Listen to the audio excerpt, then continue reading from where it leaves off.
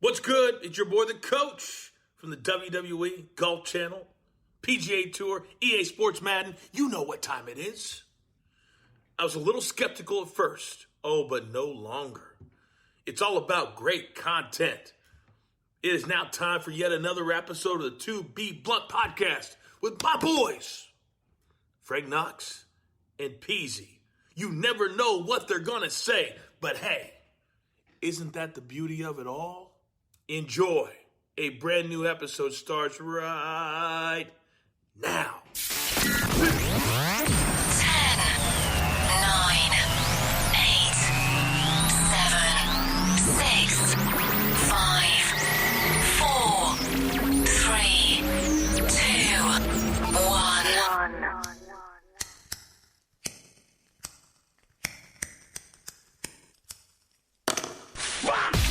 You're tuned in to another episode of To Be Blunt with Peezy. That's right. We are live here on the 2B Blunt Podcast. The following podcast is scheduled for one fall. And we are live in studio. I got Frank Knox with me. How's it going, Frank? Easy, what's up, man? Episode 7, here we are. Everything's great. I know, man. And what the hell? You know, we got a big weekend coming up. We got SummerSlam. We got TakeOver. We got Raw and SmackDown this week. It's going to be a huge show tonight. It's going to be epic. So we're going to talk, obviously, Raw and SmackDown. We're going to have to discuss the upcoming shows this weekend. But on top of all that, we have a special guest today. We have the Red Knight of Germany. We have the New England legend, Josef Von Schmidt, live in studio. I can't wait to hear what he has to say, man. It's going to be a good show.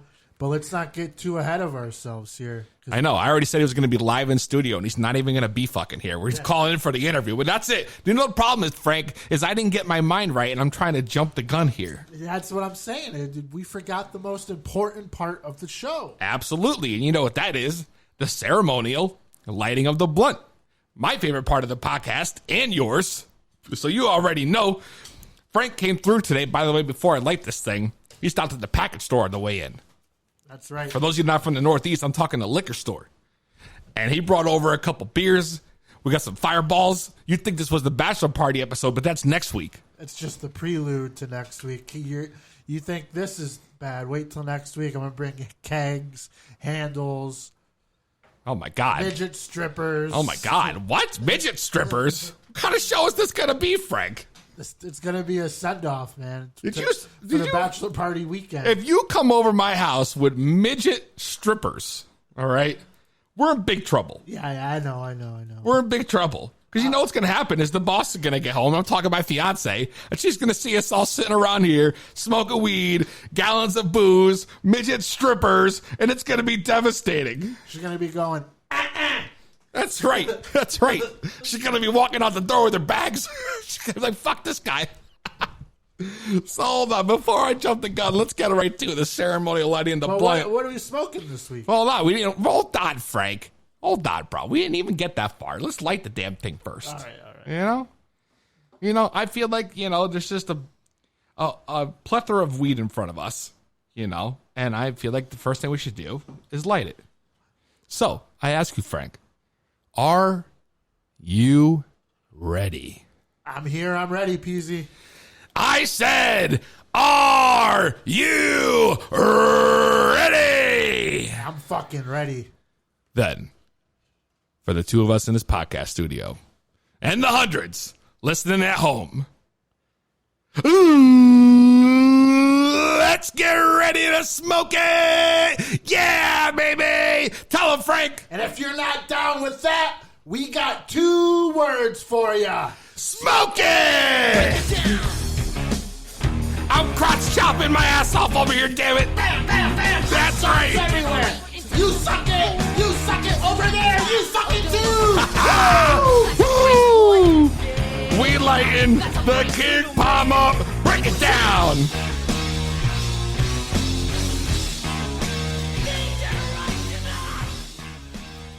Holy Man, shit. that smells magical. Oh, wow. I got so excited, my headphones went flying off. There's some smelly, tasty shit, Frank. So if you didn't know, I got something very special for this week. A very special strain of the week, Frank. What's that? This strain of the week is called Wonka Bars. Ah, like after Willy Wonka and the Chocolate Factory. That's right. And I'll tell you why, because it's all got to do with the genetics. The genetics of this breed is one that you're very familiar with, GMO. Yep, I remember. I had a lot of questions about that. It's not the human growth hormone. It's literally called GMO. And if you haven't tried GMO, I'm telling you right now, one of my favorite strains. The smelliest, the dankiest. It's like you smell the sock that got peed on by a cat. It's disgusting and delicious all at the same time. Man, I don't know if I want to smoke it now after you said that. Oh, whatever, Frank. It's GMO and it's crossed with Thin Mint cookies.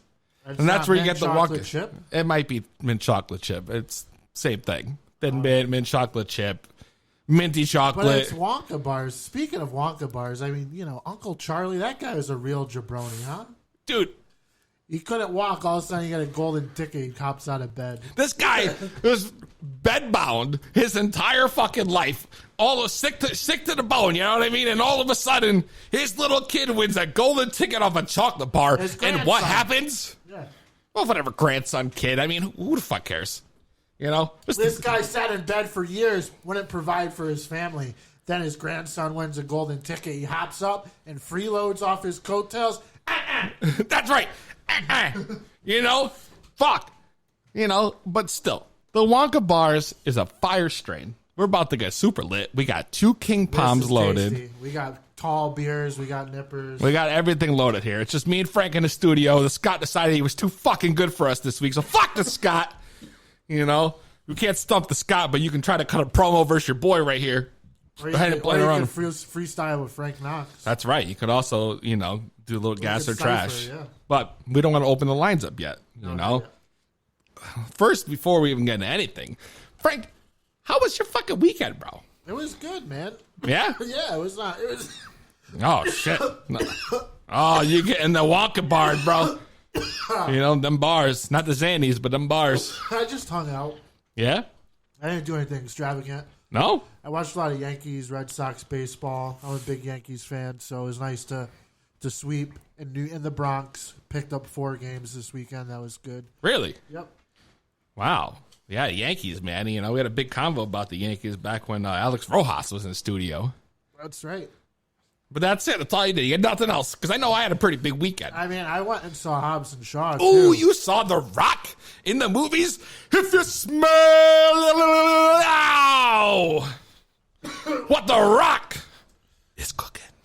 I wish we had his theme music to hit right now. That'd be Oh, great. fuck. That would have been awesome. You're right. But Hobbs and Shaw was good, man. It's like, when I was there, I was like, this is a movie for anyone to see. You know how there's those series of movies like the Marvel and DC and then the Star Wars? Of course, yeah. But this, like the Fast and Furious is for anybody. You don't have to be in the superheroes. You don't have to be in the sci-fi. It's just action-packed, kind of family-oriented shit. And the spin-off on this took it to another step because you had the normal Fast and Furious action. Did it tie in with the movie at all? The original series? Yeah, it's a little bit. Okay, all right. But, dude, this movie was fucking hilarious. Like, everything The Rock does, he always puts a twist of humor on it. Of course. That I love. He's the people's champ. Yeah. And it was funny. And you didn't get that. We didn't get that with any of the other Fast and Furious movies.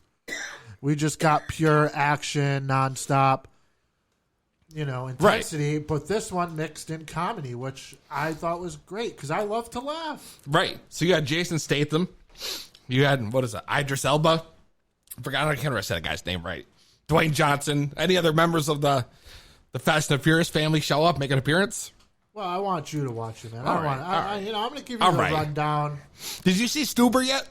No, I still didn't. You still haven't seen fucking Stuber, goddammit. I wanted to see Stuber, but the problem is they only played it like one time. What do you mean? Like 2:35 p.m. during the day. I'm not. No, it's already at that point where they're starting to pull it. Yeah, it's already been pulled, bro. It's already completely gone. You're doing yourself, pardon me, an honest disservice by not watching this movie. You and the entire To Be Blunted universe I'm telling you right now, that movie, you say that Hobbs and Shaw is funny, I'm going to be the judge. And just because you said that, I'm going to go this weekend, Frank. I will, before we go to the bachelor party, before the bachelor party episode next week, I promise you I will see Hobbs and Shaw. We're going to compare and contrast next week. That's cool. But you have to go see Stuber. Well, at this point, I have to wait for it to stream because I can't even go see Stuber unless I went to, like, the Alley Theater in Hartford, which I'm probably not safe to go to anyways. So True. I hear you. Well, here's some more of this Wonka bars. And speaking of Wonka bars, what did you do this weekend? Oh my God! I almost started going forward. You keep asking me, "Oh, Frank, what did you do this weekend?" No, man, what did you do this weekend? Oh, Unknown caller. We've already got a caller. Wow, it's really making a lot of noise too. Usually it doesn't go right to here, but I'm gonna go ahead and let this go. Yeah, let's let him in. I'm trying to. Press 1 to send a... This is the 2B Blunt podcast. What's your name? Who you call? Where you calling from, man? Yeah. Peezy, what's going on, everybody? Moonshine? It's moonshine, yes sir. It sure is moonshine right here. How's it going? Wow, yeah, Moonshine calling again, out of rehab now. Frank's choking. Pardon me Been right out for now. about a week now. Frank's over here choking his brains out. We're smoking some Wonka bars. I know you know nothing about this, but we getting Lydia. We getting Lydia in here. I used to get lit, but not no more. My friend rehab done me good. Moonshine. Frank, Yes, sir. Frank asked me what I did this weekend, and I was going to get started right before you called. But since you called, I'm going to go right into a little segment of what I did this weekend because we ran into each other. We did. We sure did there at their Tazerac. That's right. Me and Moonshine Frank were down at Tazeracs in Naugatuck for the Test of Strength House Rules show. All right, cool. How was it? Yes, sure. What a good time that was. And what a good time. Let me tell you, Moonshine looked great in there. He looks so good, he's even got new fucking pants, bro. Not them rip shits. He got some fucking straight leg shits.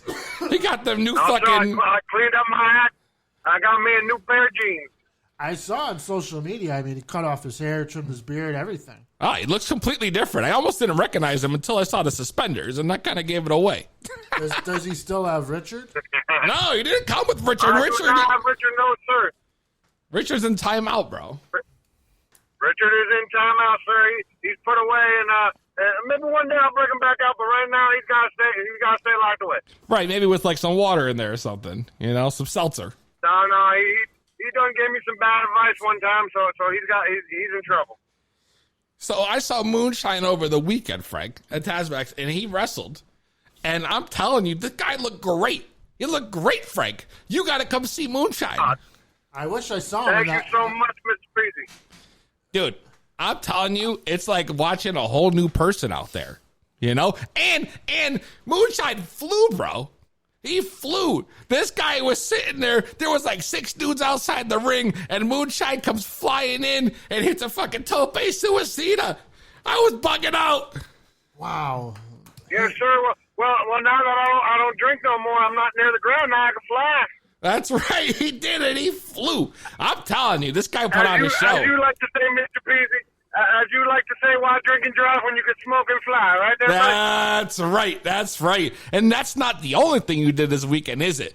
I saw a video online, bro.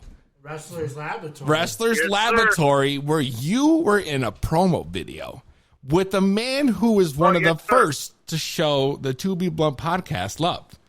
Mr. Anthony Gangone. My favorite wrestler in the Northeast. You gotta tell me, Moonshine, what's going on with you and Gangone, man? What's going on with you two? Well, he got in my ear a little bit, and he told me, I got to open up my eyes and see that there hippie dicky moon, all he does is like to party, and you know what? He's right. And sometimes you got to put your partying days behind you and move on. And the hippie wasn't ready. So did you sever your friendship and ties with Hippie Dicky Moon? I think I seen you may have cost him the match. Oh, yeah.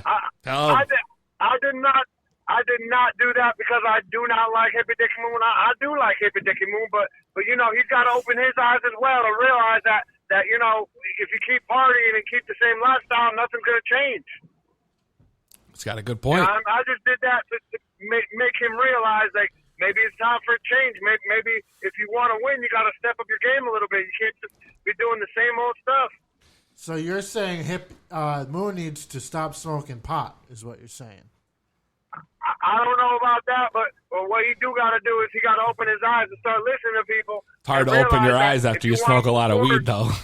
I know. It's tough. If you want to move forward in this business and make a name for yourself, you got to do something a little different. Think outside the box sometimes. Moonshine. I'm saying, Yes, sir. listen, I know that, you don't party anymore. But I need a sober person. All right? All right. I have a job for a sober person, and I can't think of any other way to test the real sobriety of moonshine, right? Than to have him be the enforcer for the bachelor party edition of the podcast. The man, it'll be like What our is that? designated driver. He will sit here. He will keep tabs on how much we're drinking, how much pot we're smoking. Maybe we'll bring in the biggest stoner I know in the world. Let's see how many milligrams of weed he can smoke in one sitting while we're talking about Hobbs and Shaw and Stuber. We're going to be talking about SummerSlam, too. This is gonna be a shit show next week. I'm just saying. That's next I don't know week. what you think, Frank. But what do you think I about can be having your chauffeur, moonshine? Frank. Yeah, what do you think about moonshine being our chauffeur, man? I would love that. I mean, we need someone to keep us accountable next week because the Bachelor Party edition is going to be out of control. We all know that. So you're right, Peezy. Who better than Moonshine? Moonshine, a sober moonshine I in would studio definitely be your- to keep track, I to will make sure we don't definitely get be out of your special control. guest enforcer I mean, there, who my else? friend. There it is. That's it. He's agreed to it. Breaking news. I can't believe it. Take It's that, breaking. Duncan Kid. That's right.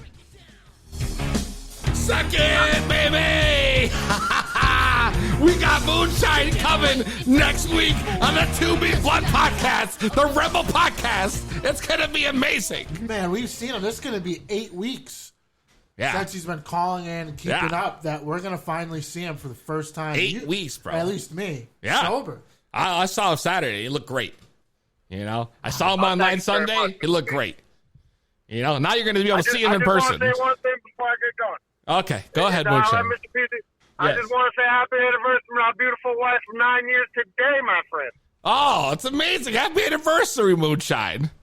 Yeah, thank you very much. She done stuck with me through all the drinking and all that craziness, and now she gets to live the good life. What does she feel about, or how does she feel about you being sober?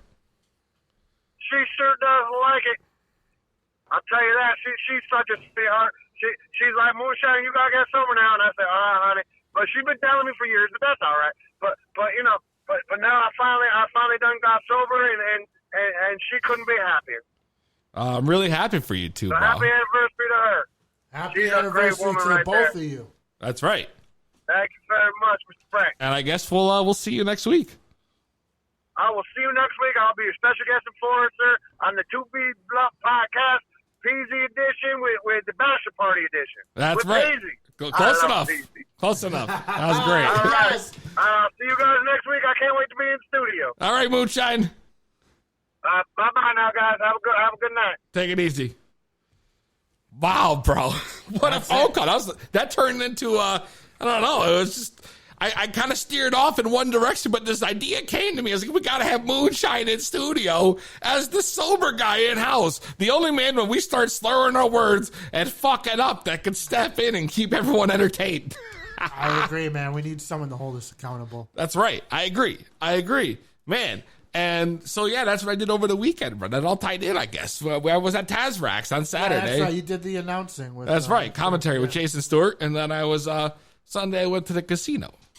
And I did not end up like the Scott, which was pretty awesome. And I also didn't win.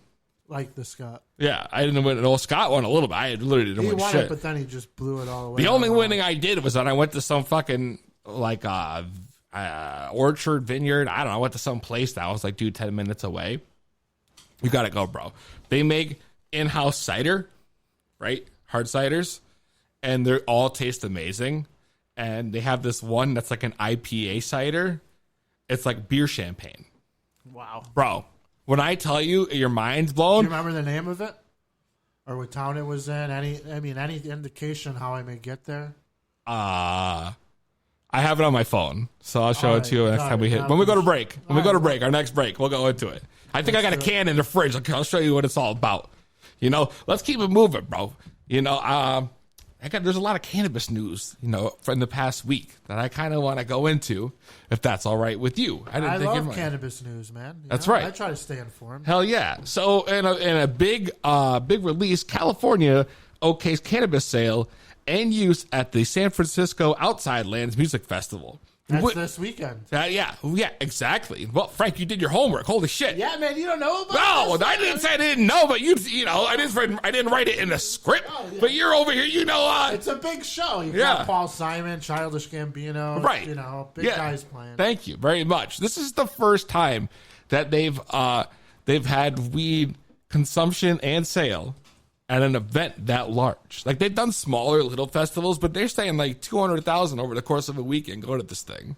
Yeah, this is one of the biggest music festivals in the country, So there's going to be a lot of people there, and the weed is going to be, man, if you live in San Francisco that weekend, you're going to just get high being outside, I think.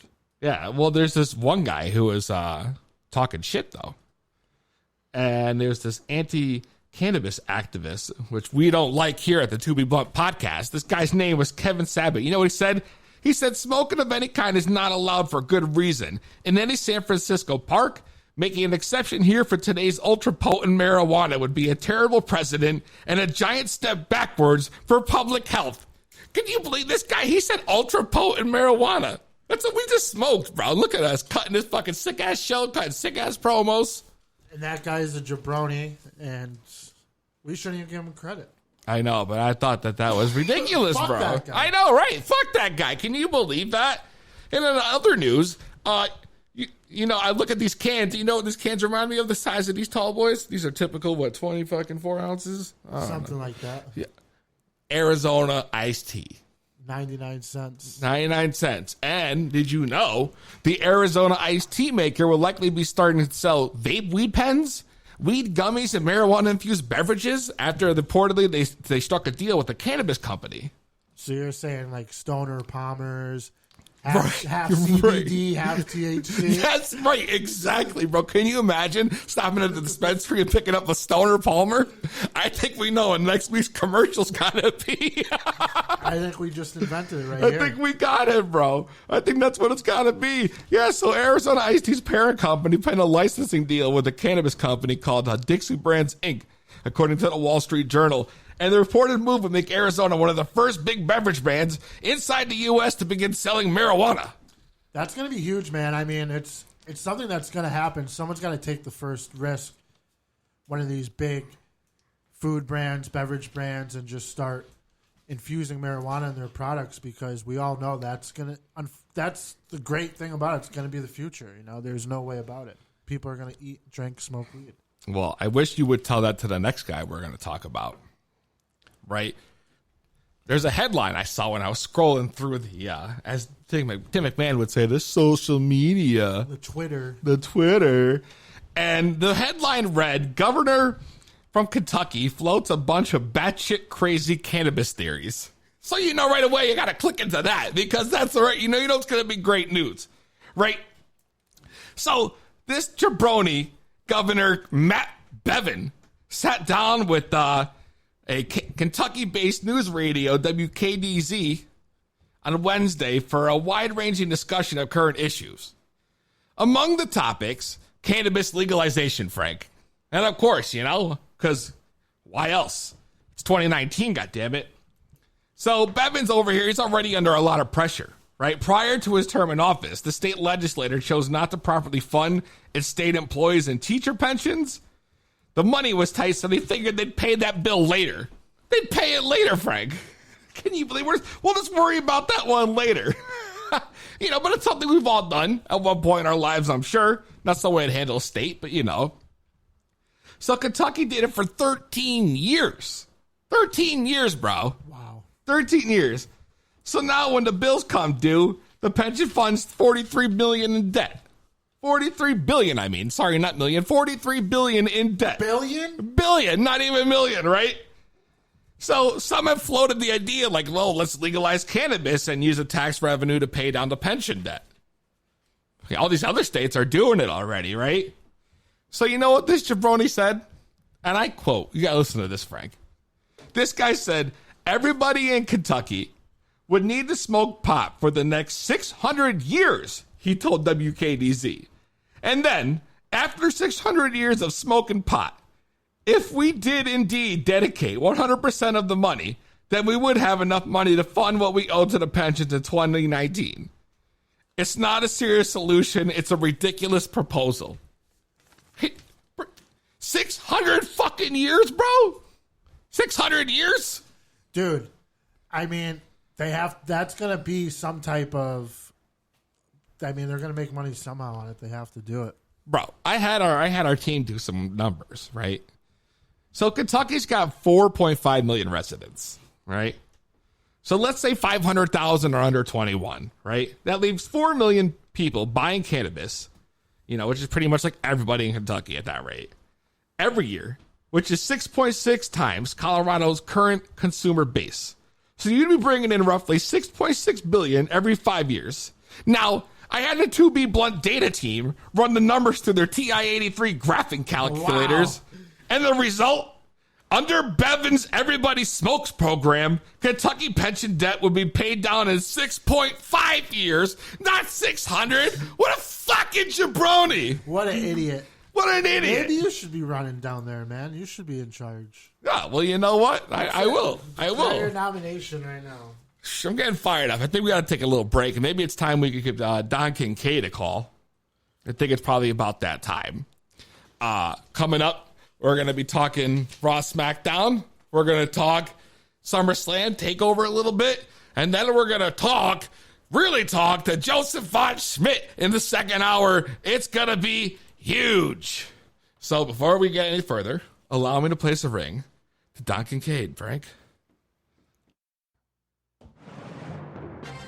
Ladies and gentlemen, exclusive breaking news brought to you by the Kincaid Hotline. And now, renowned reporter, Don Kincaid. It's Don Kincaid, baby! That's right, Don. I got the minutes loaded up this week. We're going to have to work out a contract before you keep fluctuating with these prices on me again. Me and Frank Knox, we've had enough of this. Well, hey, baby, I remember last week, Frank Knox says, hey, what is Kincaid? Like the stock market with all of this fluctuation? So I've come up with a flat rate for both you and Mr. Frank Knox. How do you like that? I think you better send it to our lawyers and we can work out the contract. Well, how about I just mention it now? Maybe you can mull it over. It's only $2.99. That's $2.99. $2.99? $2.99 a second? Yeah, baby. A second? You're out of your goddamn mind, Don. Yeah, baby. Hey, I'm drawing up that contract. I'll be sending that to you pretty soon. Hey, man, I got some big news coming up. I mean, you know what, man? We've got some local guys. We always feel love when the local guys make some big waves out in that independent scene. And I want to start with one Dave Cole. We all know some Dave Cole. He's a veteran from the New England area. He's moved Midwest, if you will, out to Colorado, if you will. Oh, I like Colorado, Don. They got the weed legal there. That's your part. That's your neck of the woods. That's right. Hey, man, he's been making a splash. Not in the ring, though, which is fantastic because I think he's kind of retired from the ring, but he's making a splash by hand-painting ring canvases for major companies. And one major company that I really have to mention because it's very recent is he's been doing these hand-painted canvases for New Japan Wrestling. And not only has he done it for the G1 Supercard, he has been asked to do it for the Super J Cup. Whoa! That is coming. Wow! Whoa! That is coming. Wow! God, what was that? That was a little Mountain Dew coming back up. I'm sorry, Peezy. He's doing a hand-painted canvas for Super J Cup that's coming to the United States, man. That is some big shit. That is big. Dave Cole. I love me some Dave Cole. That's right. So I want to move on because, hey, there's something going on with Chris Jericho. Not that there isn't anything going on with Chris Jericho. He's so busy. But coming this Saturday, August 10th, Chris Jericho is launching his brand new wrestling / metal / horror website. So we're going to get a plethora of content and media on this website. So look for it. WebIsJericho.com coming this Saturday, baby. Wow. Finally, he's not doing something else than talking shit online, you know? Him and Matt Riddle have been going back and forth. You see that, Don? I thought you'd be covering that today. I can't wait to listen to that, man. Whew. Hey, oh man. Hey, speaking of local guys, we've got some more love for the local guys. One Pat Buck, I mentioned last week that he did a guest coaching gig at the WWE Performance Center. Well, that has led into a full-time job with one Pat Buck, and we are so ecstatic and send out some love to one Pat Buck for that. And it's free. I want to jump into some AAA news because we haven't talked no AAA, and there's been some things happening in AAA. Now, I want to start with one Tessa Blanchard. She's been making a huge impact, pun intended, in Impact Wrestling. And, man, she came down to AAA, went into the big, gigantic show called Triple Mania, and she has now has required the AAA Queen of Queens Championship, and that is the only singles women professional wrestling championship that AAA Lucha Libre worldwide offers in the company. So congrats to one Tessa Blanchard for becoming the Queen of Queens champion. She's been making a lot of waves in Impact, and now here she is in AAA. Now, are you familiar with the UFC, my friend? Oh, yeah. Yeah, definitely. I mean, come on. Of course. Well, hey, you never know. But, hey, Mr. Cain Velasquez, he is the former UFC champion, and, did he knock out Brock Lesnar way back in 2010, and he is still actively fighting in MMA. But, man, oh, man, peezy, he made his way into AAA wrestling. Yes, I said that correctly. He made his way into AAA wrestling. What? And he came in with a mask. His name, it resembled like a bull kind of thing, and they announced him bull kind of thing. Yeah. They announced him as El Toro. Oh, you know what that means, Don? What, El Toro? What's that mean? That's what I'm asking you. Oh, no, I don't know what that means. Probably something like a bull, man. El Toro. I don't know. I don't speak Spanish. But, hey, that's not even the biggest news. He was in the 6-man match. Well, what they call a trio special attraction. And check this shit out, man. His tag team partners was like, dude, this is amazing. It's Cody Rhodes was one, and Psycho Clown, he's a AAA staple down there. They were his tag team champions in this trio match. I mean, I gotta watch this match somewhere, Peezy. Wow, that's huge, man. The guy would be Brock Lesnar. Well, hey, I am charging you $2.99 a second right now, so I do only want to... Wait a second, I never signed on to that yet, Don. I gotta have my okay, lawyers look over the paperwork before you think you're gonna start, laying down the pricing. For now, it's gonna stay. What, $12.99 a minute? Okay, that's fair. All right, so this now... I want to leave off with some WWE news because I think it's kind of big because, hey, we are upon the Crown Jewel 2. Yes, I did say that correctly. Crown Jewel 2, and it's going to be taking place for Friday, November 1st. But if you follow WWE news, they're going over to Fox. Once they go over to Fox, SmackDown's not going to be live. It's going to be broadcasted on Friday evening. So that could be a big wrench in the system. So we have to look forward into the future, follow WWE, see what they say about the event, and see what the date is. Holy crap. Wow, Don, you all right? No, man. When I'm talking to Peezy, I lose my shit. I can tell. I can't breathe, man. I can't breathe. I wasn't sure if it was Crown Jewel or you were just happy to be in my presence. Hey, I think it was the Crown Jewel, man. Oh, son of a bitch. No, man, I love me some Peezy, I love me some Flake Knox, and I can't wait till next week to see what the Kincaid Hotline brings, baby. This is the one above all. Your Ultimate World Champion and the Soul CZW World Tag Team Champion. And you're tuned into another episode of To Be Blunt with Peezy. You already know Frank Knox and Peezy back in the house. Man, I can't believe I heard that correctly. Never mind, Don Kincaid said it correctly. What do you mean? Crown Jewel 2? We will not be covering that on the 2B Blunt podcast. well, I mean, I guess not. You don't think we should cover Crown Jewel 2? Fuck the Crown Jewel 2. Fucking no good Crown Jewel 2. Did you like Crown Jewel 1? No, I hated the goddamn Crown Jewel. All right, then. I hated the super shit down. You know? All that The shit. Greatest Royal Rumble. They were Man. all fucking garbage. You're right. You're right. It really was. It was all garbage. But you know what wasn't garbage? Raw and SmackDown this week. Thank God. You know, I feel like it's getting better and better every time. I've been enjoying what I've been watching, especially the beginning of Raw this week, which was Andrade versus Rey Mysterio, which was a fantastic match. I could watch these guys work all night. And, of course, that wasn't their first match even, but let me tell you, they put on a show. You know, every time I see Rey Mysterio and Andrade in the ring, it's magic, bro. It's butter. It's so smooth. Everything they do is just like, it's like going like Cirque du Soleil or some shit, you know?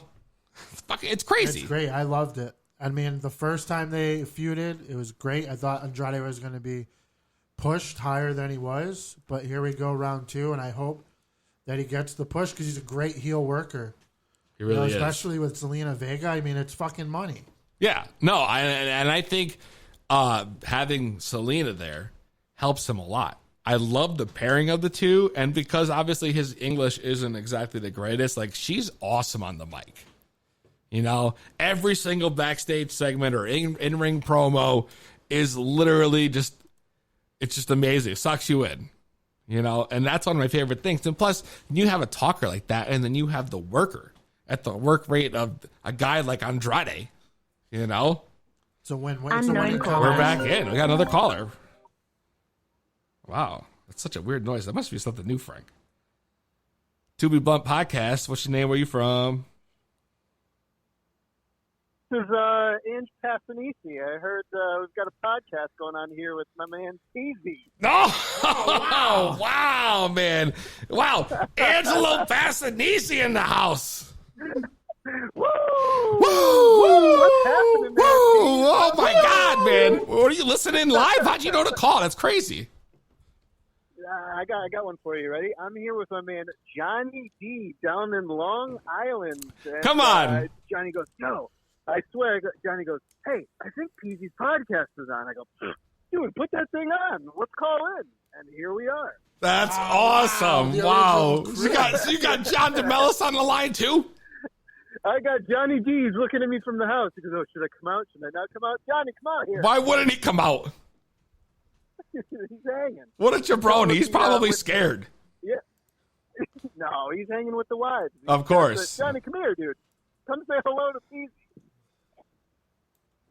Yeah, here we go, Peezy. Here you go. Yes, sir. Oh, no. New York all the way. What's up? Oh, all the way from Long Island. Johnny D.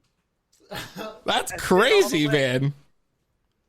That's insane. The whole effing podcast. So, the whole effing podcast is on that's the line. it. I got to make sure I put that in our subtitle so when it comes up on iTunes, you see To Be Blunt Podcast, the whole effing podcast. Wow. Right. Or should it be the big effing podcast? So how's the podcast been treating you, dude? How many episodes are you in now? We are on episode 7 right now. We are live, and we are discussing Raw right now and the big opening match with Andrade and Rey Mysterio. Any thoughts? Rey Mysterio, the washed-up steroid user from Mexico? Oh, He's not a steroid user. Oh, come on, dude. Come on, man. no, that's messed up. This This is guy. a low blow, bro. Low It's blow. okay. It's okay. He's got the 619. Fine. It's okay.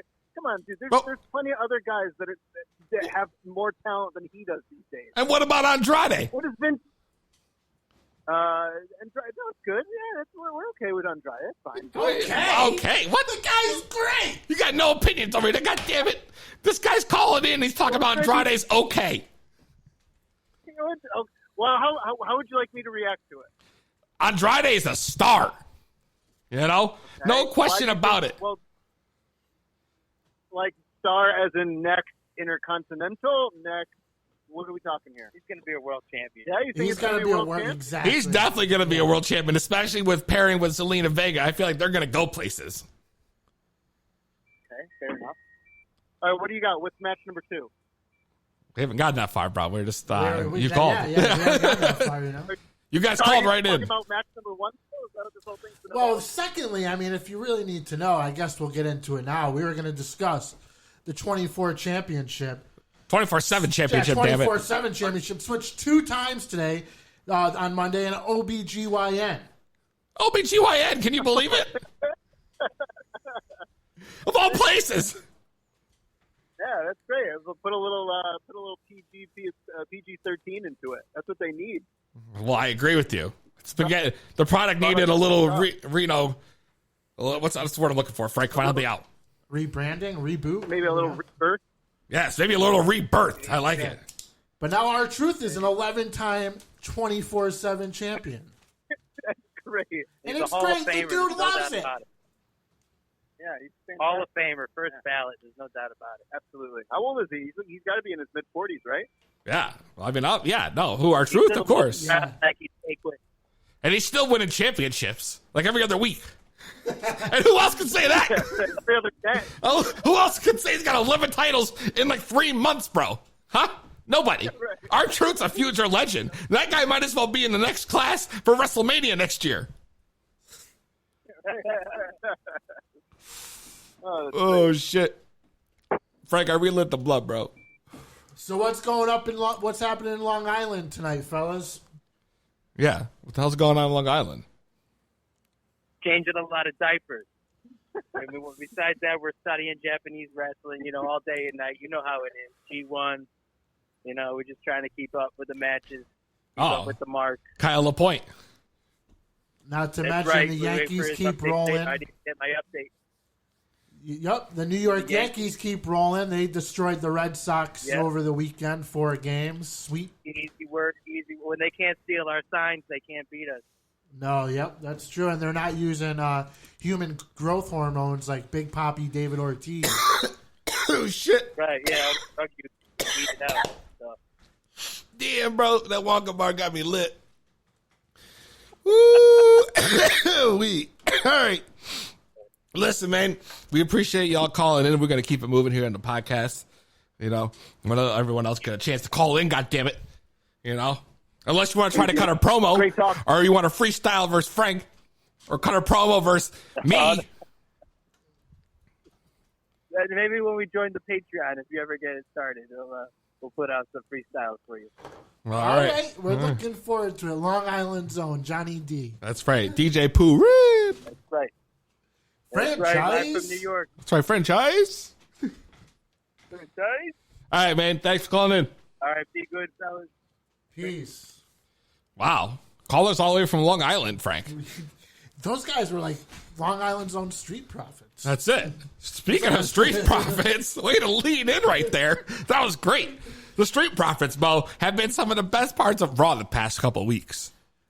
These guys are superstars. Dude, right? Right? Superstars. Even if you've never watched NXT or seen them work, you're just like, dude, these guys are legit. Every week they're coming in and they're cutting these backstage. Oh my God, Frank! Damn. We're gonna need some kind of phone call to handle this. This is getting out of control. Wow. Oh, I need to do Street Profits are legends, though. Tag team. They're gonna rule the tag. I agree. Team I agree. 2B1 Podcast. What's your name? Where you call from? Peezy. It's Kyle LaPointe. Kyle LaPointe. Oh my God. This is getting out of control, Frank. The phones are ringing off the hook today. I know you guys were in the middle of going over Raw and SmackDown, but my name was just mentioned, and you allowed that hack to mention New Japan in his updates, and you paid for it, Peezy.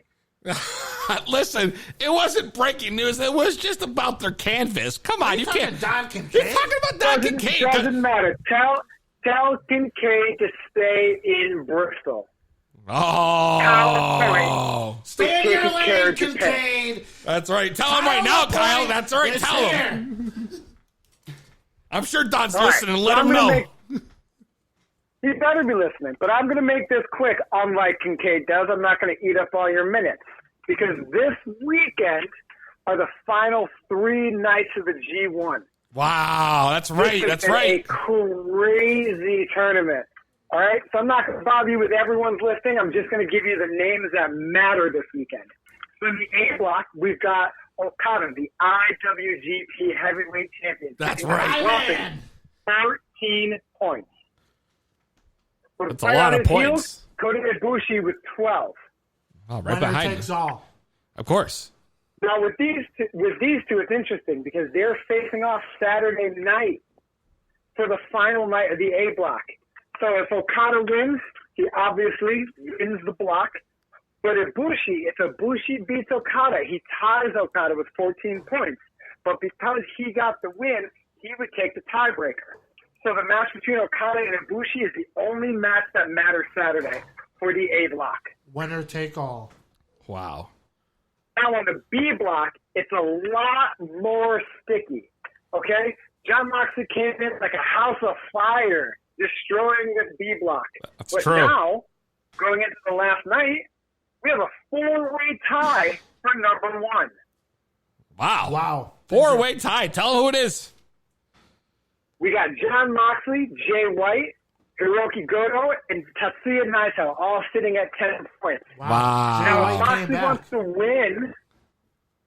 Moxley wants to win, he has to beat Juice Robinson, and Naito has to beat Jay White, and Shingo Takagi has to beat Hiroki Goto. That's the only way Moxley's taking this block. If any of the other guys win, the block is theirs. He ain't taking it. Kyle, what's your prediction on this G1? Who's taking it? Who's going home? Okay, I think Ibushi's going to upset Okada Saturday and take the A block, and I think White's going to beat Naito and take the B block. I think the main event of the G1 is going to be Kota Ibushi versus Jay White, with Ibushi taking it and going on to headline Wrestle Kingdom. Keeping it in house, getting the That would be the NJPW smart guys. booking. Yeah, I mean, there's no reason to give it to Moxley. No. I I agree. think it might be Ibushi's year. It might be. It might be. Has Jay White ever won this tournament? This is Jay White's first year in the tournament. He's winning it. He needs it. That's it. Bold prediction by Frank Knox here. He's winning it. He needs it. Okay. All right, Frank Knox. Next Thursday, we'll have this conversation again, and we'll see who's going to Wrestle Kingdom. I like it. I like the way you think, Kyle. We'll talk to you next week. Thanks for calling in. Thanks, man. You will. And remember, Don Kincaid, stay in your lane. Oh, I like it. I like it. See if Don Kincaid responds. All right, man. Take care. All right, man. So, Oh, Kyle my God. LaPointe. Kyle LaPointe calling in. It's big updates on the tournament. It's going on this I gave weekend. a bold prediction. We'll see what happens next Thursday. Yeah, I like that guy, Kyle LaPointe. He's good. He's to the point. He's a great reporter. He's a great reporter. But my favorite part of Raw, Peezy, to get back into it, Let's is do the it. start of Raw. Oh, that's right. I know the first match was Andrade versus Rey Mysterio, but the start of Raw was Samoa Joe. Oh, man, that's true. That promo he cut to kick things off, bro, was insane. Every time that guy gets on the mic and they get those close-ups, dude, everything he says is just, it reeks of being absolutely 100% believable. I mean, you feel it. He looks you right in the eye, right in the camera. Yeah, This week he exactly. was right on the announce table, calling out Cody Graves and Michael Cole and Roman Reigns. Yeah, man. It was pretty awesome. I mean, he's definitely one of the best guys as far as heels go in that company. And I know that you agree with me 100%. I think a lot of people thought Samoa Joe was the man who knocked over the equipment onto Roman Reigns on SmackDown. That's why he came out on Monday. He wanted to set the record straight. That's right. So, obviously, as you know, tell him what happened, Frank. Tell him what happened. Well, he came out and he demanded an apology. He wanted Roman Reigns to apologize. And he wanted Michael Cole and Cody Graves. He called them all out on the announce table initially, as I said. And then he came back out to the ring demanding an apology. he was in there maybe like 5 minutes, kind of promo. Come out here right now, That's right. hijacking Raw. And then he got called over to like the announce table, or the timekeeper. Yep. And he was like, "Oh, Roman Reigns is outside in the parking lot." And that's where things took a turn for the worst. For the worst, because what happens? So Samoa Joe is face to face with Roman Reigns. Tell him you got something to say, huh? You got something to say, and all of a sudden a car comes speeding down and smashes into the back of Roman Reigns' vehicle, and Roman Reigns jumps into the vehicle at the last second. Right? Yeah, it was like a really bad knockoff of Hobbs and Shaw action, because it was like the car hit like the trunk or like the back door. It was the back quarter panel. Yeah. So it was. They were playing it safe. It still looked kind of corny, but not as corny as last week. Not as corny as last week. But now we have this new like attempted murderer on Raw and SmackDown, which is pretty extreme. Which is extreme. It really is. It really is. But last week when you watch back, like, I don't know if you had noticed this, but there was if you play back the episode in like slow motion at the end, you can see like a dude with like a black hood standing off to the corner of one of the angles where it was from behind a light fixture. And it looked like it was Eric Rowan, or it could have been like Lars Sullivan. I know he's hurt, but it looked like it could have been a few different guys. I thought it was Daniel Bryan when after I seen this on Monday. I was like, it's got to be somewhat related to him, because he keeps saying he's going to have this announcement, and he seems so irate when they lost the tag titles. He seemed like he was...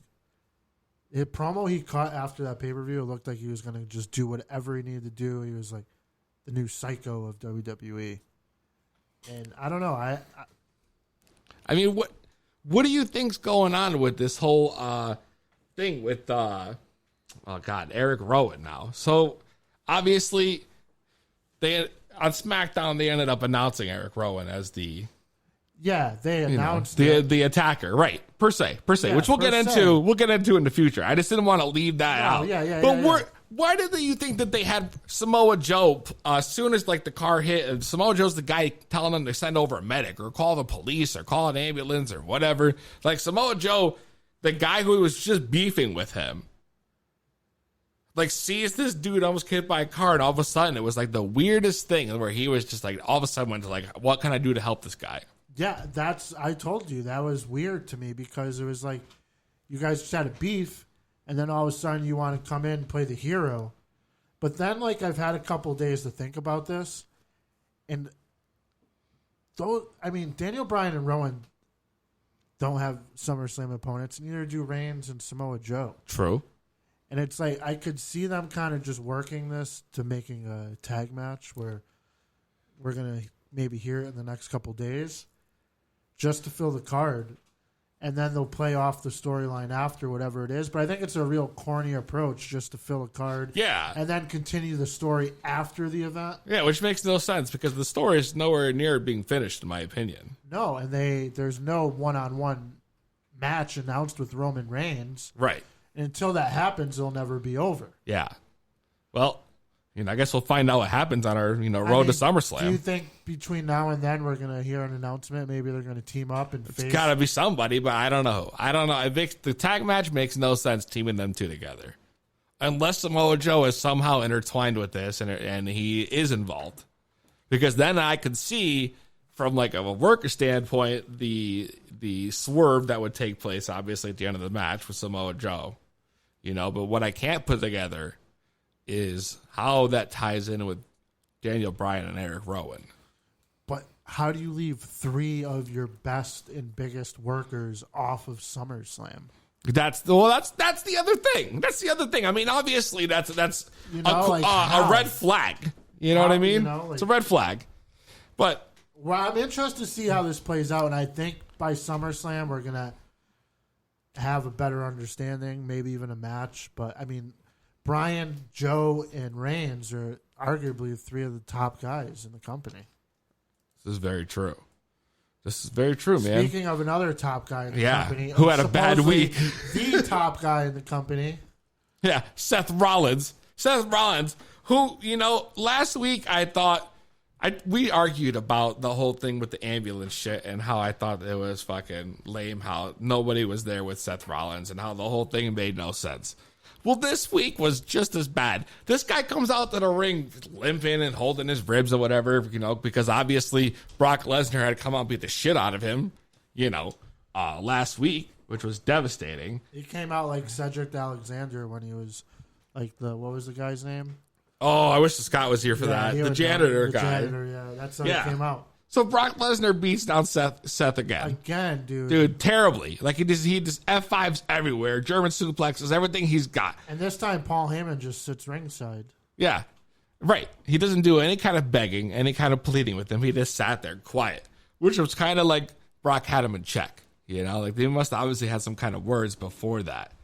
I just feel like the whole thing was so predictable, I guess. Like as soon as Seth came out limping away, you knew he was going to get his ass kicked again. You knew it was going to happen. They should have at least done something where like he was coming out backstage to cut a promo and maybe some guys were in gorilla like, hey, don't fucking go out there.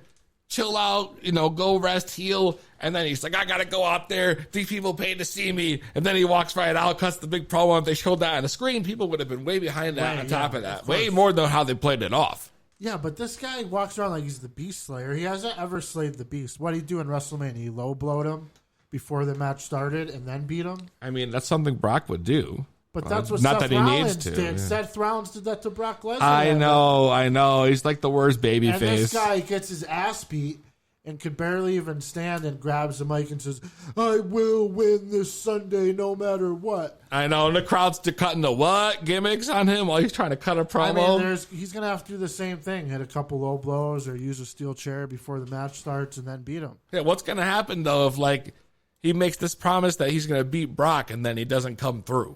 Career suicide. That's what the fuck I'm saying. We may witness the burial of Seth Rollins, Kobe Lopez, friends with the Scott on, Untapped because he gives them beers. But Yeah. we may witness the burial of him if he does not beat Brock Lesnar. True. Very true. And he has to beat him clean this time. Don't you agree? By the way, just so you know, the guy who played Cedric Alexander was Gary the Goat Garba, exclusive text from the Scott that just filled us in. See, this is why the Scott Only Scott would know. He's best for business. He's best for business. I know. Let's keep it moving. I mean, another part about Raw that I really want to get through real quick is Becky and Natalya.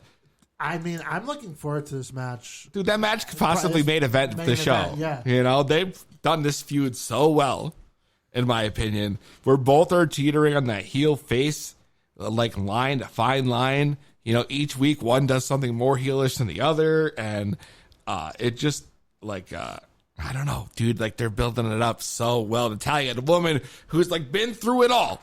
Right, been through it all. She's been back there from it was the Divas division when they had the fucking butterfly belt, and now she doesn't get the respect she deserves, which is something Slade Dangerfield knows about, and now she's like not taking no bullshit. She's here to claim what's hers, and Becky's playing that cocky blah blah blah. I'm the man, and you sided with Ronda, and that's the whole story. Yeah, but it's great. Yeah, I love it. While I was main event in WrestleMania, you were practicing your duck face. That's right. Yo, nice. Yes, that was it. They've both been money. Absolutely. And I'm looking forward to this match probably more than any other match on the card. Yeah, hell yeah. I agree. SummerSlam is going to be huge. It's going to be slam packed. We're going to go over SmackDown in a minute and then talk to Josef Von Schmidt. But first, we're going to talk to Tim McMahon. We're going to get ourselves into a little trolling loud. All right, let's do it. Let's call him up.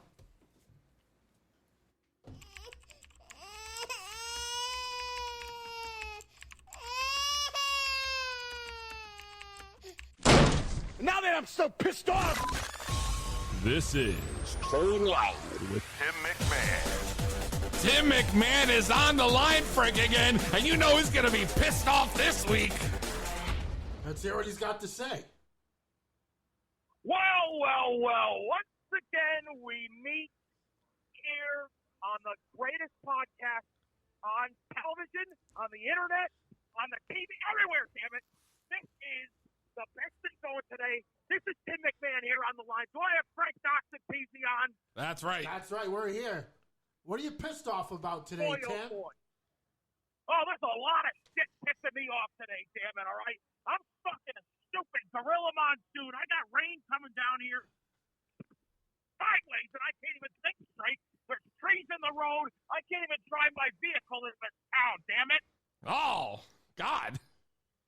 Got a gorilla monsoon to make going on. matters worse, that's right, damn it. And you know what? What I was hoping is that I was going to be disconnected from social media during this lightning storm, but no such luck. Unfortunately, I'm still tuned in to the Twitter, and there's a lot of keyboard warriors out there that have a lot to say when their opinion doesn't really matter. But That's right.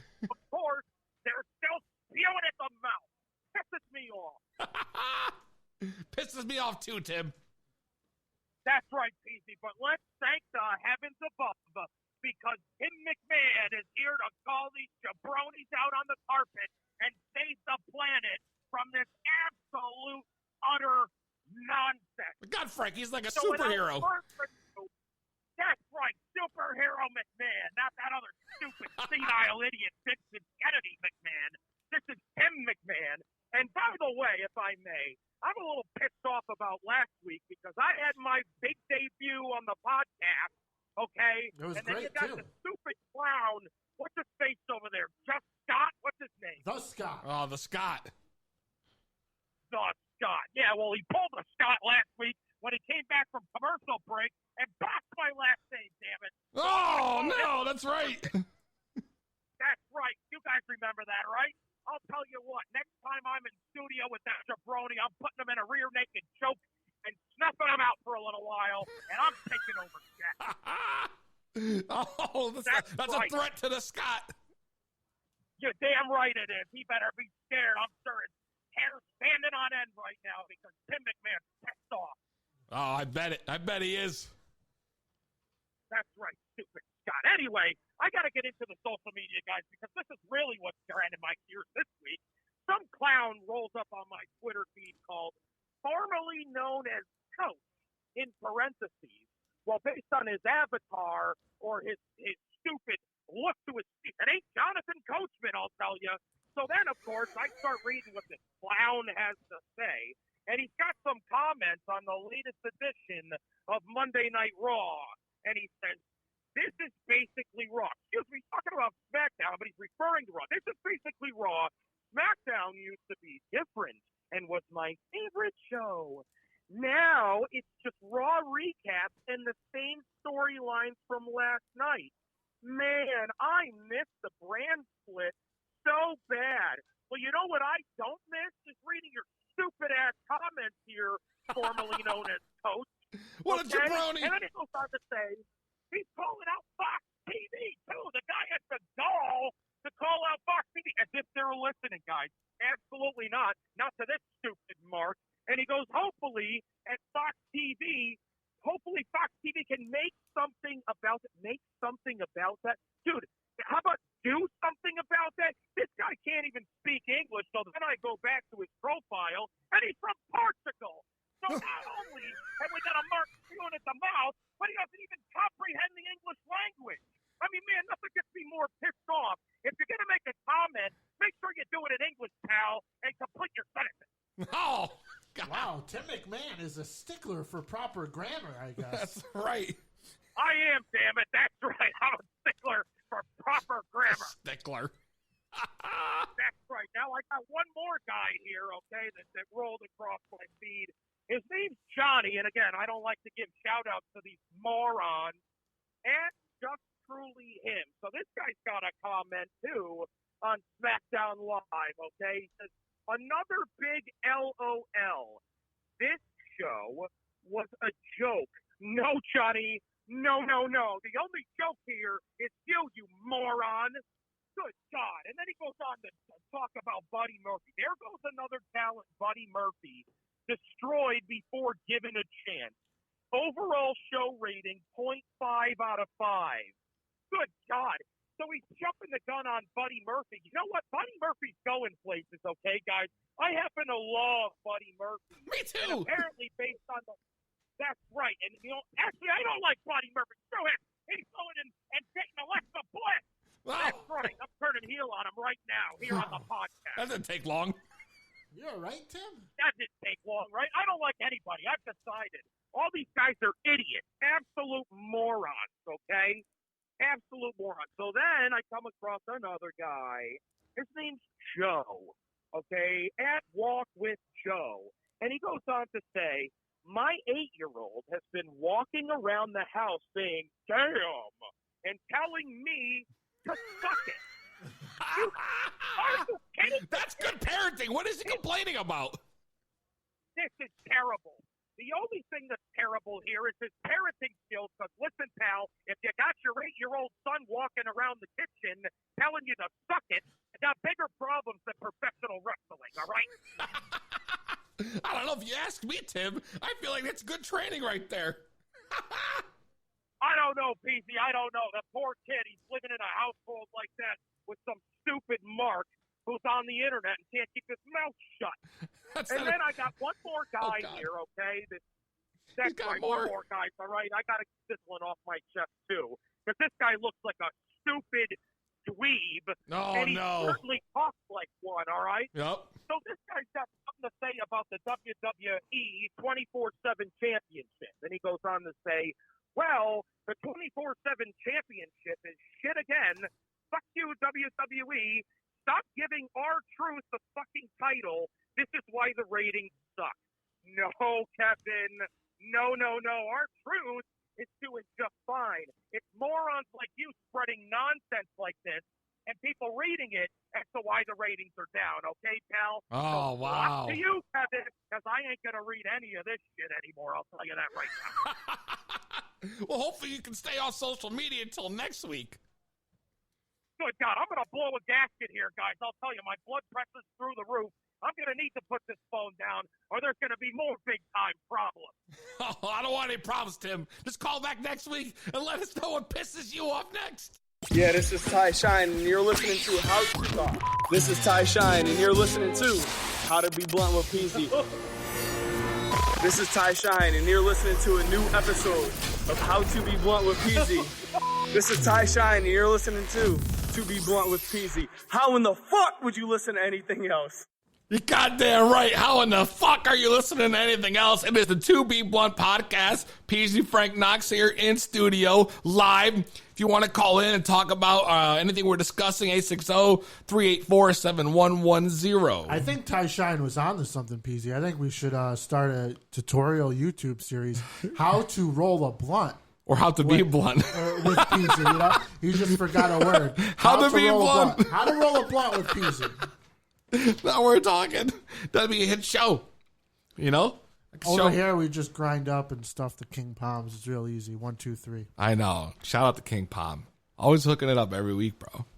You know? Let's talk about SmackDown. Because we got so much to discuss still. You know? The opening promo for SmackDown really did nothing for me to build up that Charlotte and Trish match for this Sunday, which is disappointing because it could have been so much more, but it did nothing. Like, it did nothing, bro. It was monotone. The only thing it did for me, it was like, look at this woman talking shit about a kid who's like, what? How old Charlotte Flair? Maybe in her 20s. Scott will probably tell us in a few minutes. But, I'll probably be texting you. And then you look at Trish Stratus come out. She's in her 40s. She's had kids. And, I mean, just looking at the comparison of those two, I mean, Charlotte Flair looks ragged up with all that plastic surgery. Trish Stratus was the highlight of the opening for Raw for me. I mean, this woman looks remarkable. Oh, I mean, 44 years old, 40 years old. And Trish Stratus has the audacity to talk about her riding in a minivan, having kids. Bitch. Like, you got way too much plastic surgery. Yeah, bish. Bish. Frank laying the SmackDown over here on 2B Blunt Podcast. You know what else was real funny, though, bro? Tell me you seen Dolph Ziggler. Did you see Dolph Ziggler's entrance on SmackDown? Did I see Dolph Ziggler? Oh, my God, bro. Predicted Dolph Ziggler's entrance pretty much weeks ago.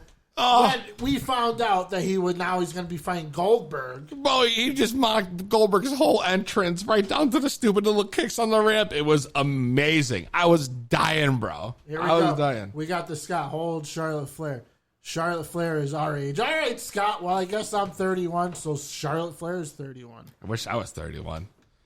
So, anyways, he did a nice attack on Rey Mysterio, beat the shit out of him on the outside. And Dolph, he looked like a legitimate threat to Goldberg. No way. What? This is Goldberg's redemption match. This Dude. whole thing with Dolph Ziggler is going to be going on for Survivor Series, even WrestleMania, because the main beef is going to be Shawn Michaels. No. There's no way that this is Dolph Ziggler's redemption match, and you think it's going to be a fucking spear and a jackhammer. It's going to be Goldberg's redemption That's what I meant. That's what I meant. Dolph Ziggler's redemption My bad, all right? Listen, we're smoking on them Wonka bars, all right? And what I meant to say, was that it's going to be Dolph Ziggler's moment. There's no way that they're going out there and they're doing a spear and a jackhammer and it's over. It ain't going to be that kind of match. They're going to put on an 11-minute and 14-second match. Now we're talking. All right. That I can accept. From bell to bell, but Goldberg is definitely going to hit the spear and the jackhammer and pick up the win. I guess. There's no way Dolph Ziggler is winning this match. Well, why does Goldberg come back after being humiliated by himself and The Undertaker, and he's going to come back and do the job for Dolph Ziggler? You got to put Dolph over. Maybe you need to stop smoking Wonka bars. Listen, I think you're full of shit. All right? There's no way. All right? Dolph Ziggler cannot... He's been a man who his whole career has always been this close to the gold, to the brass ring. His entire career, right there. And now you're going to put him out there when he's having a great run, and you're going to have Goldberg come in and squash him? That's right. I mean, Zach Morris always came this close to Kelly Lipinski, and he got squashed every time, too, by AC Slater, who's the combination of both. Oh, Dolph Ziggler is like Zach Morris, blonde hair, AC Ziggler with the black curly curls, and that's Dolph Ziggler, and he's going to get smashed by Goldberg. Wow. All right. And I'm going to tell you that right now. Okay. All right. Well, you know what? You really think Dolph Ziggler is going to be I think Dolph Ziggler's going over. I don't care what you say, bro. And that's it. That's it. Goldberg's going to come in and do the job after he did the job himself. Yeah, but Dolph is a man that can make anybody look like $1 million. All right? It doesn't matter. He's going to have that 11-minute and 14-second match with Goldberg, and he's going to make Goldberg look like a fucking star. I'm not disagreeing with that. I'm just disagreeing with the outcome of the match. Well, I guess we'll find out. We will. I guess we'll find out. Shit. And then, of course, they revealed who attacked Roman Reigns. But they revealed it at the very last 10 seconds of SmackDown. And they leave stupid fucking looking Daniel Bryan in the ring looking confused as shit. He's not confused. He was the mastermind. Well, was he? Of course. I mean, why would Eric... I mean, you think Daniel Bryan had this announcement for weeks he never wanted to talk about, and all of a sudden Eric Rowan's going to be the bigger star than Daniel Bryan? You think this announcement he was going to make was that I'm going to try to murder Roman Reigns? I mean, I'm tired of watching Raw and SmackDown to play a fucking game of Clue. Right? This isn't Mr. Plum killed Mrs. That's what Mustard. it is. I don't know, man. I think the fans really like that shit. Personally, I don't, because it's been cheesy. Well, if you're going to do it, fucking do it right. Well, I don't think that, there's been a lot of speculation. We talked about the possibility of a tag match, for the Rowan and Daniel Bryan versus Samoa Joe and Roman Reigns. But to me, that just feels fucking rushed, I feel like they have to. This whole story needs more time to play out. But every paper, I mean, when SummerSlam hit, I heard it was rumored to have 15 matches. I mean, what do we have right now? 8, 7, 15 matches. You have 3 tag teams that have gold, and not one of them have a match on SummerSlam. All 3 tag champions do not have a match on SummerSlam. Luke Gallows and Carl Anderson don't have a match. Big E and Xavier Woods don't have a match. And the newly crowned tag champions, which we should not forget, Alexa Bliss. That's right. And Nikki. And Nikki Cross don't have a match either. I mean, what's wow, going you're on right. with this card? You have 3 titles. I didn't even realize that, not bro. on the line on supposedly your second, maybe your third biggest pay-per-view of the year. Why would they do that? No idea. I don't know, man. I mean, they got some great tag teams that they could be showcasing. And I thought with Alexa Bliss and Nikki Cross winning the tag titles, I thought for sure they'd be wrestling Sunday.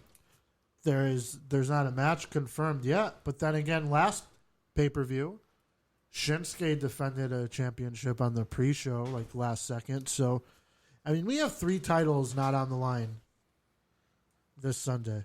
That's crazy. Well, I guess we're going to find out more as we start to talk about SmackDown. Not SmackDown, SummerSlam. Sorry, SummerSlam. SmackDown. Dude, what a day, huh? What a day. You know what's going to lay the SmackDown is my top 5 this week. Yeah, you think so? Yeah, I think well, so. Let's find out. The Frank Knox top 5. Frank Knox top 5. Frank Knox top 5. Frank Knox top 5. Frank Knox top 5. Frank Knox top 5. Frank Knox, let's hear the top 5 for this week, man. All right, man. There's going to be a couple new things shaken up this week on the top 5. All right. But at number 5, I am putting the NXT champion, Adam Cole. Wow. At number 5. Okay. At number 4, I know I talked down on it, but man, I'm going to put the Roman Reigns attempted murderer at number 4. We don't know who it is. We can't confirm who it is. But he's number 4, whether it's Rowan or Brian or both. Number 3, I'm going with Okada. Okay, now we're talking. All right. That's right, the Rainmaker. At number 2, I am going Kofi Kingston.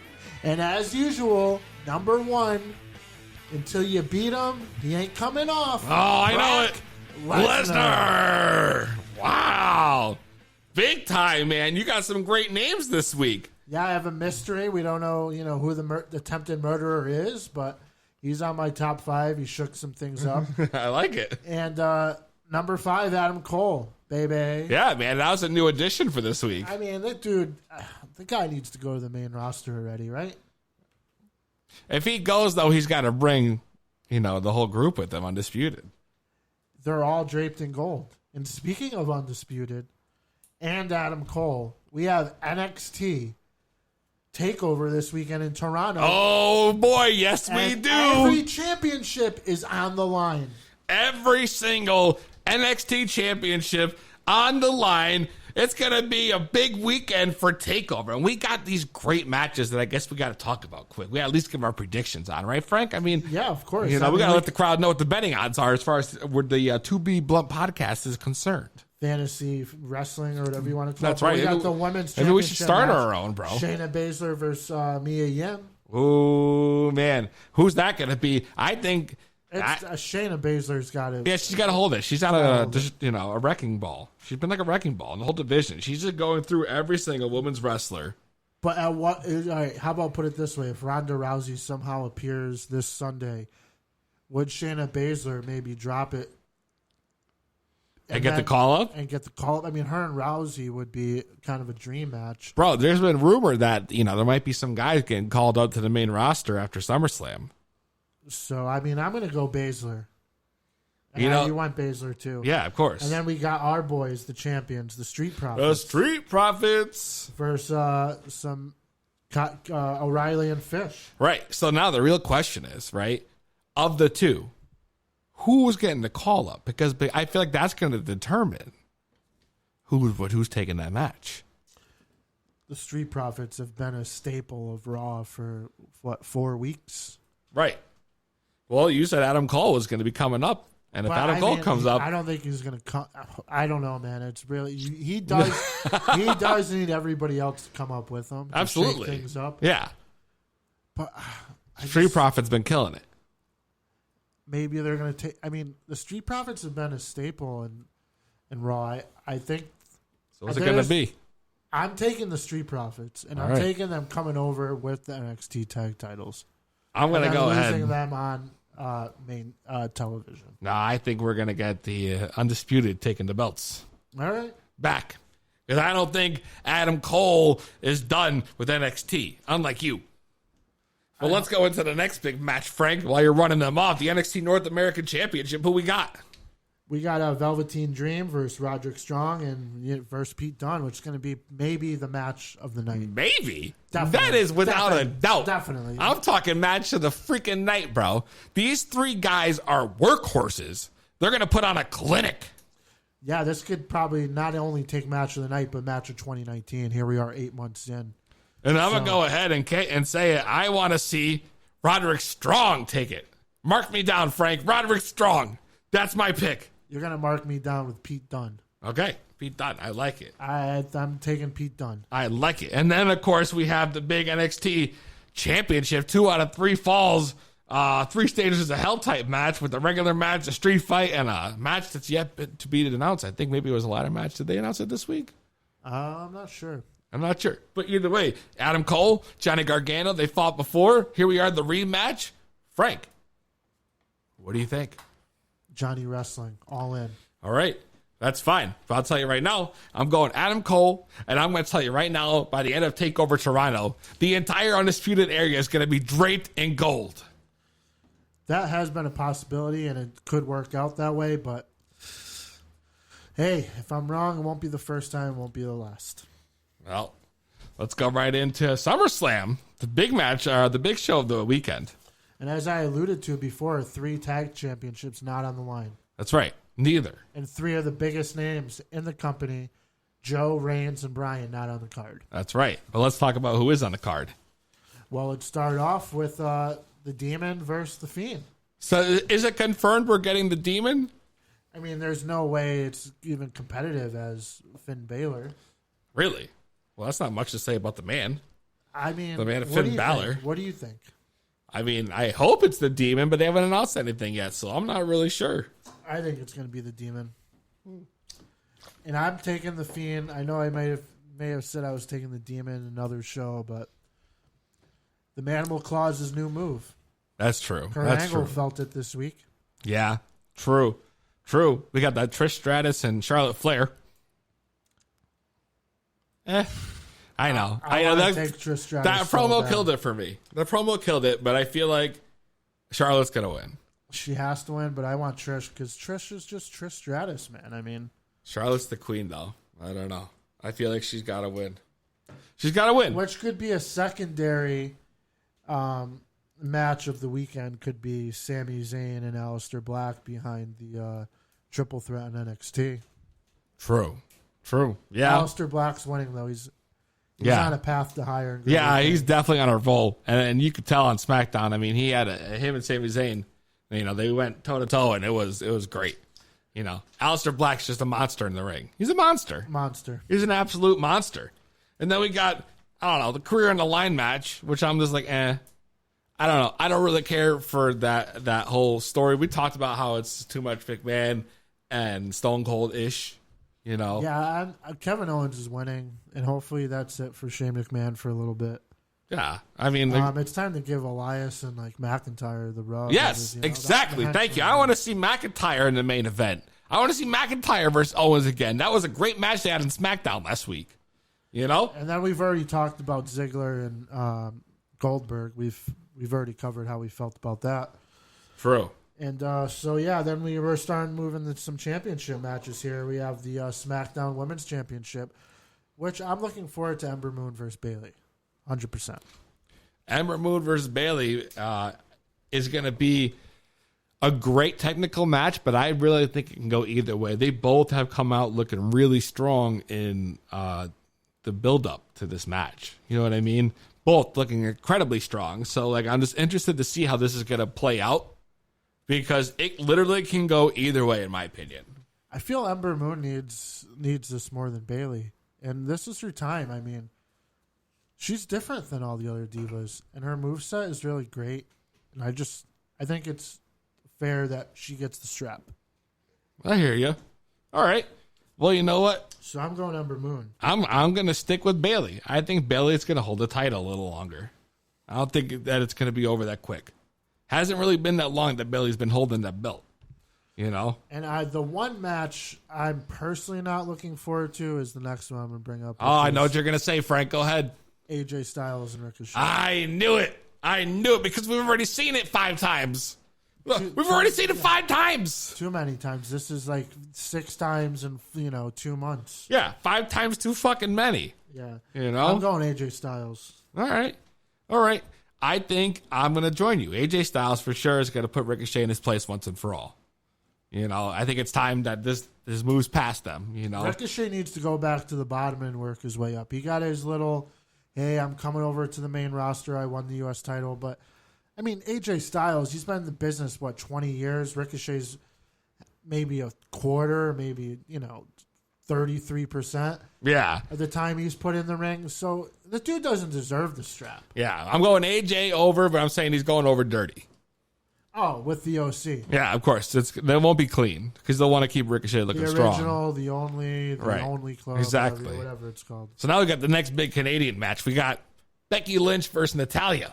Well, that's not just Canadian. That's Canada versus Ireland. That's right. It's going to be huge. International showcase. That's right. Ooh, I like that, Frank. The international showcase right here live at SummerSlam. Not at the first, but the second, because Zayn and Black would be international showcase. That's true, but they pulled that shit. That's why they did it on SmackDown. But the Natalya and Becky Lynch match, which we talked about already. I already know who I'm picking. I'm taking the women, the heart of the hearts in Toronto. Me too. Natty Nine. That's right. Natty, both ways, without a question. Natty. And it's a submission match. That's why I'm telling you. Toronto. That's why I'm telling you Trish ain't going over, because you're going to see Charlotte still reign as queen, but then you're going to get Natalya and send them home happy. That's going to be the big go home shit. I'm telling you. Natalya's going to get her moment, and it's going to be great at SummerSlam. And then we got Kofi Kingston and Randy Orton. Randy Orton, who held Kofi Kingston down in his early days when he was getting his first push. And now retribution is in line for Randy Orton as he goes one-on-one against Kofi Kingston for the WWE Championship. Frank, who's taking that match home? The original Bomba Clat Rastaman, Kofi Kingston. That's right. I'm with you. Mark me down for the Kofi Kingston. And then finally, the WWE Universal Championship match. Brock Lesnar versus Burn It Down Seth Rollins. I mean, this match, man, I don't even know. I can't even call it. I mean, on paper, Brock Lesnar, no way should lose this match. But if Seth Rollins loses, it's almost like his career is over. Well, here's what I'm going to call, right? I'm making a bold prediction right here. Live. Right now. Breaking news. I got a bold prediction, and no, Frank, it's not in the notes. This is off the fly. All right? Here's what's going to happen. I told you for 2 weeks now, Seth Rollins has been getting his ass kicked, and no one's been there for him. Right? So here's what's going to happen. Seth Rollins is going to go. Seth Rollins is going to get his ass kicked by Brock Lesnar. He might put up the hell of a fight, but at the end of the day, Brock Lesnar, 3 F5s later, it's over. And Seth Rollins is going to come out on Monday night, and he is going to make the heel turn of the century, because nobody was on his side when he was down on the ground. Not Becky, not Roman, not anyone, not the universe. It's going to be all about him. It's going to be heel Seth Rollins, and he's not giving a shit about anyone or any of you marks. All he's going to care about is destroying Brock Lesnar and taking his title and taking his spot back where he was when he first turned on the Shield, and that was on top. How's that for a prediction, Scott? Peezy's burning it down today, literally. That's right. I mean, that's a bold prediction, P.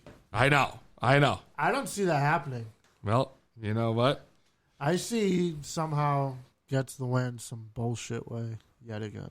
I guess we're going to find out this Sunday, and we'll talk about that more on Thursday next week at the Bachelor Party Edition. And not only is that Bachelor Party Edition, we have a special enforcer, Moonshine McCready. That's right. Studio. Live and in studio. It's going to be insane. Hopefully we'll try to maybe get it on YouTube Live, But for now, Frank, we talked a whole lot of wrestling, and I need to take a quick smoke break because it's been an hour and a half now, Frank. We're just killing it. 90 minutes deep. We haven't even talked to Josef Von Schmidt yet. It's coming up real soon. But right now, I'll take a quick smoke break, and I want to give you a shout out. Stuttering over here. Stuttering out. Spit it out, Peezy. All right. I want to give a shout out to Cashed Out. Cashed Out's new album drops Friday, tomorrow. Live, iTunes and all the platforms. Their new album, Undercover. August 9th, out tomorrow. That's right. Undercover, Cashed Out. Check it out. Check out their song that they gave us exclusively to use. And that's our favorite song to smoke to, and that's The Weed Man. In come the thing called, I'm the original weed man. Played by the ragamuffin, cashed out band. No grinder, we just crush it in a hand. And that's why you have to understand. Do it, Inhale the air, I feel your sweet sense of me. You make sense to me. You heard right, homegrown to heal the people. And it should be legal, but some still put up a fight. Not everyone can walk in a store, buy an ounce, nothing more, no dispensary to stock it. Here you got to hustle like before, just to score a little indoor. I know who's got it. Yeah, anytime I'm running dry, I never have to worry, I know just the guy. You always reply so I can re-up on my supply. Give it up for my weed man, I call him when I need him. Always got the fire on deck. Yeah, he's my weed man, chronic rolling ready when I see him. And he ain't ever let me down yet. He draws sativa. Homie's got what it takes to relieve ya. And no matter where I'll be, all I do is call. He gon' bring it right to me. He's my weed man.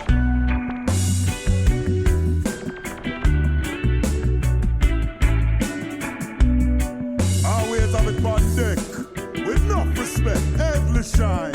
See me ya, the original Dr. Green Thumb. Roll up the raw paper or blaze the chillum. See me ya, original weed man with the healing. Take a one puff, you get the feeling. See me ya, knocking at your front door ready. All type of strains, cause you know me think plenty. 300 acre in a Humboldt County. Have me license, so me no afraid of federally. Them legalize the herb so you can burn it up front. We now sell you no veggie, we no give you no slum. Put the cushion at your grinder. Oh, we are back on a 2B Blunt podcast. Taking a smoke break, got us a little smoked out over here. Yeah, man. We're two blunts deep. The first blunt of Wonka bars got me fired up. The second one's put me to sleep. Oh, man. 2 blunts deep. We are litty. We know we're going to bachelor party episode coming next week. Yeah, man. It's the prelude to your wedding, your big send-off. I mean, we got a weekend in Atlantic City with the most exclusive clique in the podcast industry today. Yeah. I mean, you may have heard some of them on our show, but we're not going to name drop who they are or where they're from. No, it's going to be huge. We're going down to Atlantic City. We're going to see Lil Jon. We got a pool. We're going to go in. It's going to be great. Yeah, I'm bringing a fishing pole. Frank Knox going to be fishing every morning with a joint in his mouth while Peezy's smoking weed by the pool. Choking by the pool. Cooking up steak, egg, and cheeses. Oh, the salami, egg, and cheeses. Oh, now we talking. Hey, yo, you got a date for the wedding yet, bro? Nah, man, I ain't got no date. It's hard out there, man. It's like every chick I meet, I think she's cool, and then I'm like, I bring up weed, and she's like, oh my God, I am so against weed. I was born in 1943. Oh my God, no, like, bro. Yo, are you serious? Like, I just smoke weed. Like, why can't I hit my pen? I'm not over here smoking cigarettes in your face. Right, because that would be gross. I'm just smoking weed. I mean, weed probably helped your grandma with her glaucoma, and you're over here bitching about me smoking weed. So it's hard out here, man. It's like, to find a girl that loves his weed as much as I do is really fucking hard. Yeah, I know, bro. You're lucky you found one. I know. I got lucky. I'm very. That's why I'm getting married in October for sure. But I got an idea, bro. I had this idea. Now we're talking about this. So what if we did like, what if there was like a website or a dating app where you can fucking meet other like people who smoke, who you want to date, so it's not as awkward, I know a lot of people don't care now, but like, it's still kind of, it makes you wonder.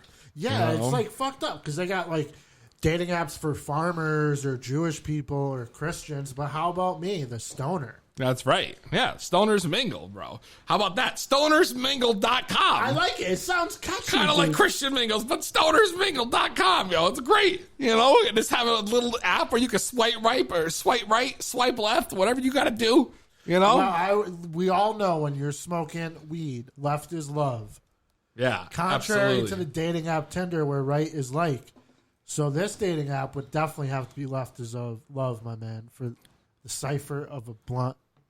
I'm with you, bro. I like it. I So like I'm it. swiping left. I like it. We're gonna get there. I got a little something for you about that. You know, and obviously, follow us on social media at #2 Be Blunt Podcast on all social media platforms. We will not be taking calls during the Josef Von Schmidt interview, so please don't try to call in because we're gonna have a nice in-depth conversation with this man. Yeah, You know? we're going to just be hanging out with Josef Von Schmidt. We've been drinking. We've been smoking. So yeah, we're turning the line off, damn it. We're turning the line off. I thank everyone that called. And, if you guys want to follow us or even leave us a review. That's on right. That wouldn't be. Apple That's not so Podcasts. bad if they want to leave a review for the podcast. Yeah, You call Apple, in or you Spotify, listen whatever. to, whatever, man. Just give us some love. That's right. Absolutely. So Like coming I up said, next, left is love, man. Left is Love. Next week, we're gonna love the To Be Blunt Podcast Bachelor Party Edition, and they're gonna love the Josef Von Schmidt Tell All Revealing interview. And then we have something else in the pipeline. Don't you forget. That's right. We have coming up soon Bill Alfonso, manager of the Stars, referee to the Legends. It's going to be amazing. It's going to be revealing. And this guy said he's not holding back. Not at all. And I can't wait, personally, Frank, to talk to Bill Alfonso. Me neither. And we're not holding back next week because it's No Holds Barred Bachelor Party Edition. Make sure you follow us, like us, review us. Thank you all for listening. That's right. And Frank, let's pull up this app so I can show you where we can get you a nice date coming up. Are you tired of today's dating scene? I just get so nervous when I go on dates. People can be so judgmental of my lifestyle. I'm just out here trying to live my best life. Sometimes my nerves get the best of me, but I'm so afraid of being judged for whipping out my weed pen just to take the edge off. I just want to find someone out there that loves me as much as I love weed. Does she smoke weed? What if she doesn't? Worse, what if she hates the thought of it? Then I look like a real douche for just trying to mellow out and enjoy someone's company. Well, fear no more. StonersMingle.com is a dating site for stoners by stoners. No more games, no more second guessing. Just create a profile, upload a pic, and you're ready to browse through local stoners in your area that enjoy weed as much as you. No more nerves, no more running to the car just to take a quick hit before coming back and smelling like the loudest. Just a place where you can find your happily ever after. Join a community you can trust. Join StonersMingle.com.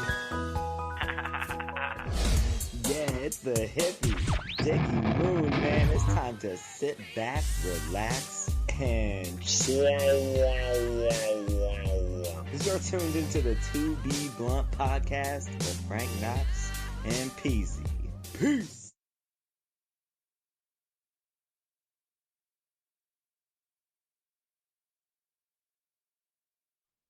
Yes, we do. We have the man, the legend himself, Josef Von Schmidt. Wow. Von Schmidt, how you doing, man? I'm good. How are you? I'm doing well. Wow, we haven't talked in a long time, dude. No, it's been almost a year and a half the last time we actually saw each other face to face. I know, which is kind of upsetting. You know, I wish I could have seen you when you were here, and I know you made a brief appearance and you were at Test of Strength and whatnot. Wish I could have caught you then, you know? Yeah, but it's good to get up there and train with all the guys. So it's good to see that some of the CWA guys found another new home. It's pretty awesome that so many of the guys went to the same place together. Yeah, and that's what CWA was always about family basing the wrestling. There's a lot of different things out there, and there's anything that anyone could possibly find in wrestling in any other school, but the real focus of CWA was to have a family environment. Absolutely. And that was one of the things I loved. For those of you who are listening that don't know, I was actually trained by Josef Von Schmidt. For almost 4 years that I spent my time at PWA, which was one of my favorite. I always tell people that was the best time of my life, was training there with you and everyone that was there. It was such a good family experience, it just felt like a real bond every time we were all there together, bullshitting and working hard at the same time. Yeah, not many people know this, but I'm one of the only persons from Mr. No Respect to ever get respect. This is true. Even though you still kicked my ass in that battle royal, goddammit. But you were the man who dubbed me Mr. No Respect Slade Dangerfield. I used to you'd break my balls at class all the time trying to talk about how I look just like Rodney Dangerfield to you. What was the movie you always used to reference? Yeah, I mean, you look like him, but you're less funny. Oh, my God. So, the Triple Lindy. That's right. Man, those were the days. And out of that was born, what you get today. Slade Dangerfield, baby. That's crazy. And it's just so wild. And now here we are, years later, we haven't been in the same room together having this conversation. I'm real excited to talk about your legacy. I want to get into maybe more background that maybe I don't know about, or some people may not know about who are listening, and just kind of take things through the way that was your career. Okay, all right. It all started in Waterbury, Connecticut when I was 24. I actually had a choice between, let's say this. I went to the Jason Knight at this incredible school, but when I found that school and I joined, that's when I found out about Taylor Kowalski School up in Massachusetts. So it kind of was taking that point of going to school there without knowing any other school. So that's why one of my biggest things of telling anyone who wants to get into wrestling is really look around and discover what kind of schools are in your area, see if you fit and click in with the trainer, and go from there.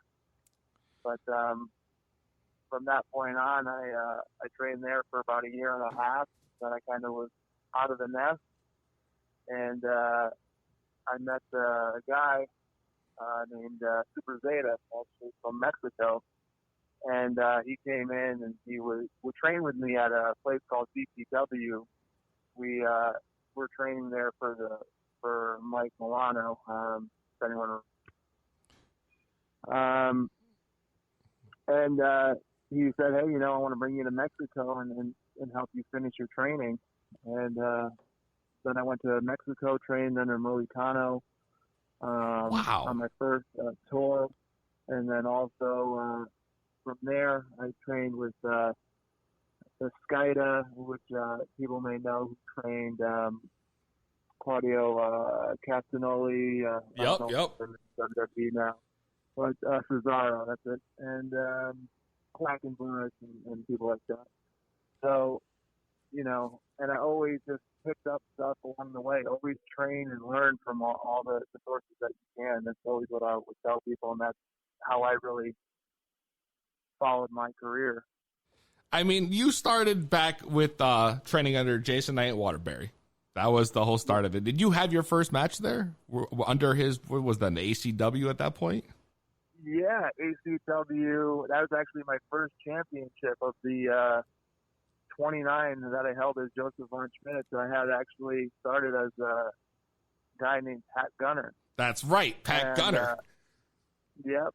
And my first championship was won at ACW. Was with tag team champion with my partner, whose name was Apollo. What's crazy is I used to go back in when I was in college, and we're talking back in 2002 to 2005, 6 to 8 age, and I used to go to the ACW shows when they ran at the New Britain Polish Club. And it's just that's so crazy when I think about it now to go back. I probably I've seen you before that, Yeah, you probably have. mean, ACW was a lot of good learning experiences. They were definitely hot off the market with ECW closing down, and they had a lot of ECW talent. And I was actually fortunate enough to wrestle a few of them and to be in the ring and learn from them, like Joe Gertner and Balls Mahoney. Yeah, they had a couple guys. They had Kid Cash was there. They had Just Incredible was there for a little bit. Yeah. All the ECW guys coming over. Yeah. That's where I actually got to wrestle Balls. So, really? Yeah. That's awesome. So from there, you then went to Mexico right off the back. Yeah, there was a little bit of touring first because there was actually a falling out with me and the owner there, Jason Knight. So, it's just basically me not wanting to do it his way, and I wanted to do it my way, and that's kind of the easiest, shortest version of it without getting anyone's laundry too dirty. Yep. That's interesting. See, I didn't know that. Yeah, and then I just kind of toured around, and I actually made New York my home. So actually, for a while, I wasn't even considered a New England wrestler. Everyone just assumed that I was a New York wrestler. That's right, because you were working at that point down with FTW. Yeah, the Doghouse.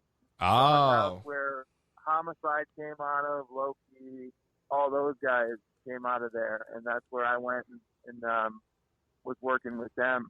Yeah, that was a very, very big training facility at that point. Now, when you left ACW, did you transform to the character that we know now as Josef Von Schmidt, or were you still wrestling under Pat Gunner?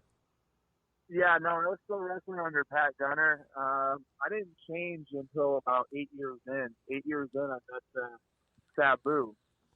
And Sabu had told me at FTW, he was just telling me about who he was and how his uncle kind of was like, who's Terry Funk? Nobody's going to get behind that. He goes, I'm going to put a turban on you and call you Sabu. He goes, everyone's going to get behind it. And look what happened. And so, yeah, look what happened. So, I just kind of listened to him and I just let it sink in. I just, he wasn't directly talking to me, but he was, if that makes sense. I directly took what he was saying and started thinking and applying it. And then the following, I think, week, I met John Cena Sr. at a show. Wow. And we started talking, and he was asking me, so what's Pat Gunner? And I was like, big guy, mess people up, that's the deal. And he was like, yeah, but there's a lot of big guys who mess people up. He goes, you need some kind of hook. And he was like, what can you do? And I was like, I sat there and thought, and then he pitched to me the new George the Animal Steel, and I was like, I definitely can't do that. but then I told him my background about being German. I was first generation born here in the United States, and he said that's what he took, and the rest is history from there. That's crazy. And that's what you based the character off of, or did you have something specific that you molded the Von Schmidt after? Actually, Von Schmidt is molded after my mother. Wow. Believe it or not. Yeah, she's just these Germans are just very arrogant and just very, they're never wrong. And it's just funny to see that in my parents and other Germans. I grew up around Germans my whole life. And, right. They're just very stiff-necked people, and they're never. So it was taking that and all of my life experiences around German people, and that's Von Schmidt. That's crazy. I did not know that. That's awesome. I hope my mom's not listening to this. Well, if she was, I'm sure she'd be proud. Oh, yeah, or mad. One of the two. Yeah, well, that's true. That's true. Like you said.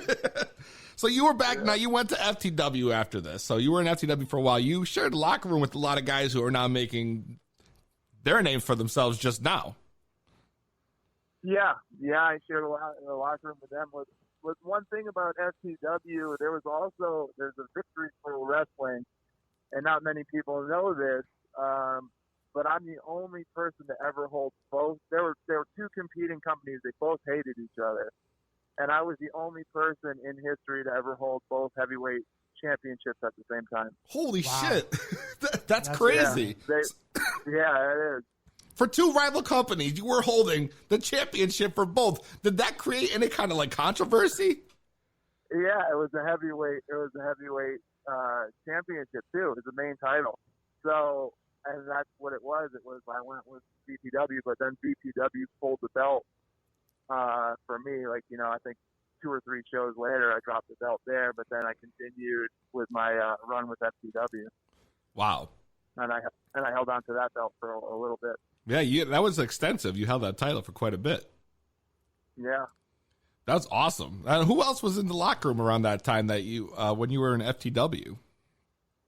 Man, Roddy Piper, Diamond Dallas Page, I actually got in the ring with and did a spot with him at FTW. What? Yeah, I took a diamond cutter. Oh, you felt the bang! Yeah, I sure did. That's awesome. Mick Foley, man, I just so many. I actually wrestled Bruce Leroy from The Last Dragon at FTW. Come on. Yeah. Holy shit. So you had quite the run there, I'd say. Yeah, man, yeah. Now, were you able to work with Piper? You said Piper was there? Piper was there, and I didn't work with him, but, I get to pick his brain. And he just did a lot. He just did some interviewing stuff, and he did some, talking to the crowd. He really wasn't doing much in-ring work at that time. But, I also was with Roddy Piper in LCW and a few other places as well, which is in Pennsylvania. I was going to actually get into that, how you went from New York to started working in Pennsylvania. I was going to ask you that. Oh, wow. That works out. It's a great lead-in. Good job. Yeah, there you go. Maybe I should host the show. What a transition.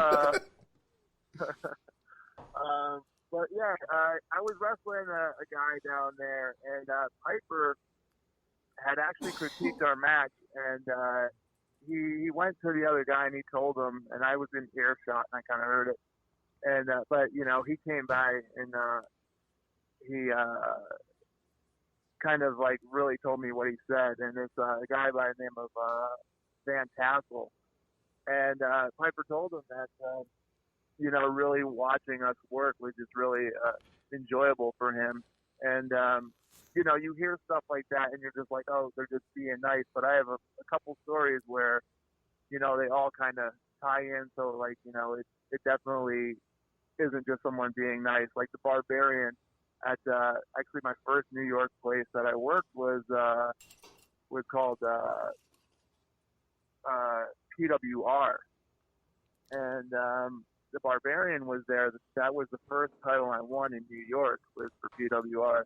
Wow. And that's crazy. So you had the Barbarian. You won your first title in New York from him. No. Oh, I misunderstood. He was on a show with me. And he was walking by. He was walking by all the other workers, and he had his stuff in his hands. He was like, "Hey, how are you? Hey, how are you?" Kind of nodding his head. And he got to me, and he put all his stuff down. And he reached out and shook my hand. He goes, "I want to just tell you," he goes, "you're probably one of the best big men I've ever seen on the indie circuit today." Wow. That's a huge compliment coming from a man who's had quite a storied career himself. Yeah. And I'll never forget something like that. But, you always think it's like, oh, this guy just fluffing me up. But then Mick Foley was watching us at Big Time Wrestling. I was doing Big Time Wrestling, and he was like, "Man, I goes, I really love watching you." He goes, "Because I get lost in wrestling when I watch you." He goes, he goes, "You always suck me into the story." He goes, I forget that I'm watching guys fake fighting." Wow, that's such a huge compliment, man. So you must have been feeling super awesome at that point. That's yeah. Guys like. It was all along the way. It's just it wasn't back to back like that, but just over the career. That's amazing. And that's got to help you push even harder at that point.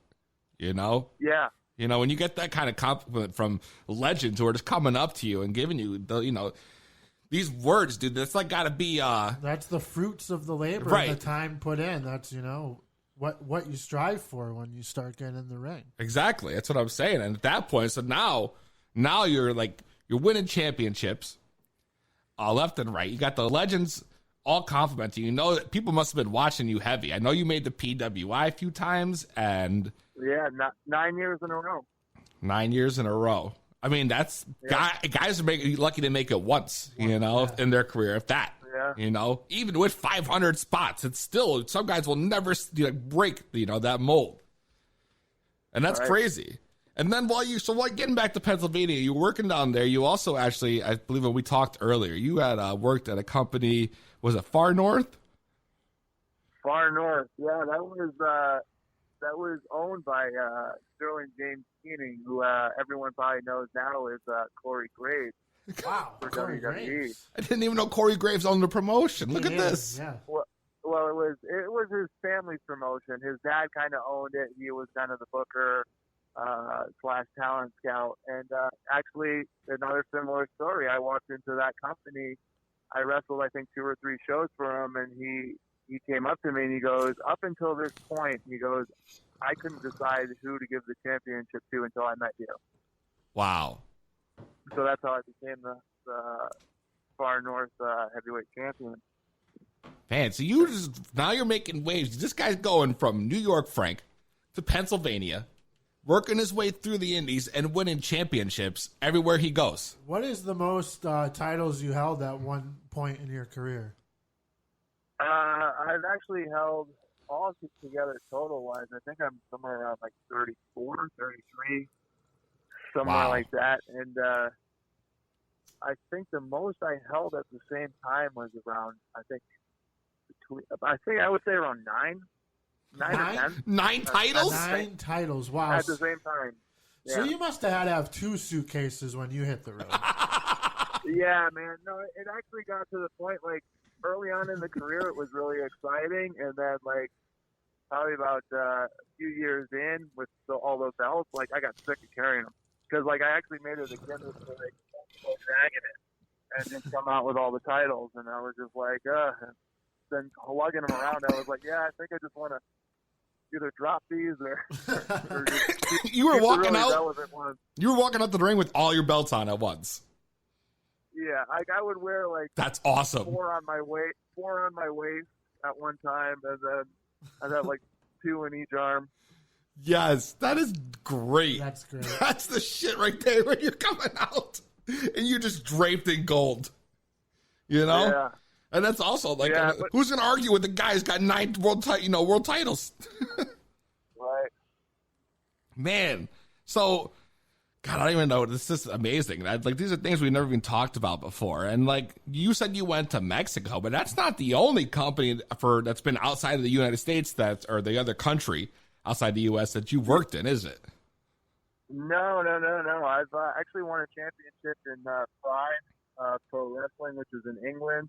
I won their Intercontinental belt, and I actually brought it back. And one of my favorite matches was defending that here at PWA against AR5. Wow. Wow. So I actually won the English title and brought it back to America, defended it, and then brought it back to England to defend and lose it there. That's just as incredible. well as in Ecuador. Yeah, I won a title in Ecuador for War. War is probably one of the biggest companies in Ecuador. I think there's probably 3 right now, but and not just because there's 3 isn't one of the biggest, but like they bring a lot of people in. They have big TV and they have a good fan base. That's awesome, man. And then you also did Canada too, correct? Oh yeah. I've done some tours in Canada. I've had I think one of the craziest times up there was doing 34 shows in 29 days. Wow, that's a So lot. We did 29. Yeah, we did 34 shows in like 29 days. So how do you like go about booking yourself overseas? And like, traveling over there is a huge expense. Do the promotions cover that? Yeah, they do if you're Josef Von Schmidt. Yes. That's right. When you got 9 world champions, Frank, they're paying for you to come out. Yeah, that's definitely one thing The only place I could say that I paid to go was to Mexico because I wanted to finish my training. Like, I believe, there's two places, but I believe that if you're going to learn, like, there's nothing, if you have the ability, there should be nothing that can stop you. So, like, knowledge is always going to bring you success in the future, no matter what you do or what you apply yourself in. And that's what I believe. So when I went to finish my training in Mexico, I paid to go there to do that. But when I wrestled there and then learned how to merchandise, like, I made all my money back. Yeah. So that was definitely a How plus. long did you spend in Mexico? I did 3 30-day tours there. Well, actually 27 days, because if you stay over 30 days in Mexico or any country, it becomes a part with immigration. So you start to get in trouble with immigration for being there for over 30 days. Oh, and wow. Without getting a work visa. I didn't know that. You gotta apply for your visa. Yeah. That's all right. Well, no wonder why you got to get out of there. You gotta go quick. Pack those bags and go. Wow. So you've had a lot of big matches in your career, and there's just a few I'd love to go into if you can get your side of how things went and maybe a little background on the match, if that's all right with you. Yeah, sure, definitely. One of the guys who's well known that you've wrestled was Colt Cabana, and I'd love to hear a little bit about that. Yeah, Colt Cabana, I wrestled over in Keystone Wrestling. And Keystone actually bought out LCW. And LCW was one of the places that was drawing anywhere from like 14 to 2,700 people per show. Wow. Like they had a huge deal, and they were just packing them in, and it was just really great to be part of that whole era, and just definitely to be the champion. Yeah, I was gonna say you were the champ there for quite a bit. Yeah, for Keystone, I never got the championship for LCW, but because the main reason the promoter said is that I never needed the title for his company. Like, I was strong enough to stand on my own. But I wrestled the first main event match for the first show ever for the heavyweight title. So they used me in that way. But Colt Cabana, wrestling a guy like Colt Cabana, it was definitely an interesting learning point. Like, for me, I really don't watch WWE. I don't watch like the products. I don't watch a lot of stuff. I mean, I watched it growing up, but I really believe that you become your own. Like, I really don't believe that I'm like, oh, I see that move on TV, I want to do it. I'm more along the lines of getting in the ring and learning how to wrestle and how to do it myself and how to make things look clean. And so that's difficult for some people to wrestle a guy like Colt Cabana because everyone knows his stuff. And then so we're sitting in the back of the locker room talking before our match, and he was like, "So I do this, this, this." He goes, "You familiar?" And I was like, "No."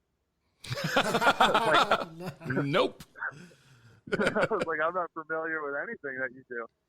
And then so he just looked at me and he was like, "You kind of had that, are you serious look in his eye?" And I just I kind of looked at him back with the I'm dead serious look in my eye. So what ended up happening after that? So you guys went out there and you put on a hell of a match, right? Yeah, we went out there. We put on a hell of a match. It was really just a wrestling match, And a lot of things that you see today out there is just like high spot, flipping, no selling, this and that. That's really not, like, I could do that stuff. I learned Lucha Libre, and I'm really fluent in all that type of wrestling, but it's not really, I don't, think that's really as super entertaining. I think there's spots for it. I think there's certain things that are amazing, but, I believe, from the old school mentality, it's like we tell a story, and that's what it is. It's just the way that we can tell a story with what we do. Well, it showed a lot of that in your training, I'll tell you that. Yeah. It's crazy. That's crazy. And another match I'd love to talk about is another guy who's now working for the big company, known as Kurt Hawkins, but then was Brian Myers, and you had the NWA title defense. Yes, yeah, that was when I was the NWA champion. This was a huge accomplishment, too. Yeah, I had the NWA championship, and it was on Fire, and then they also like kind of merged with ECPW. ECPW has a lot of guys actually who I met in that locker room that are doing big things right now, and we'll maybe get to that in a little bit. But yeah, I wrestled, and this is a completely crazy story. So me and him are scheduled to wrestle. Ricky Reyes is on the show, and a few other guys. And so me and him, after we get everything situated, we're dressed and kind of talking. He was like, okay. He's like, Shawn Michaels, Edge, Gangrel, Batista, Undertaker, Shawn Michael. And I'm like, looking at him like he has 10 heads. And I was like, huh? He was like, yeah, that's what I do. What? I'm like, yeah, I was like, what? What the fuck?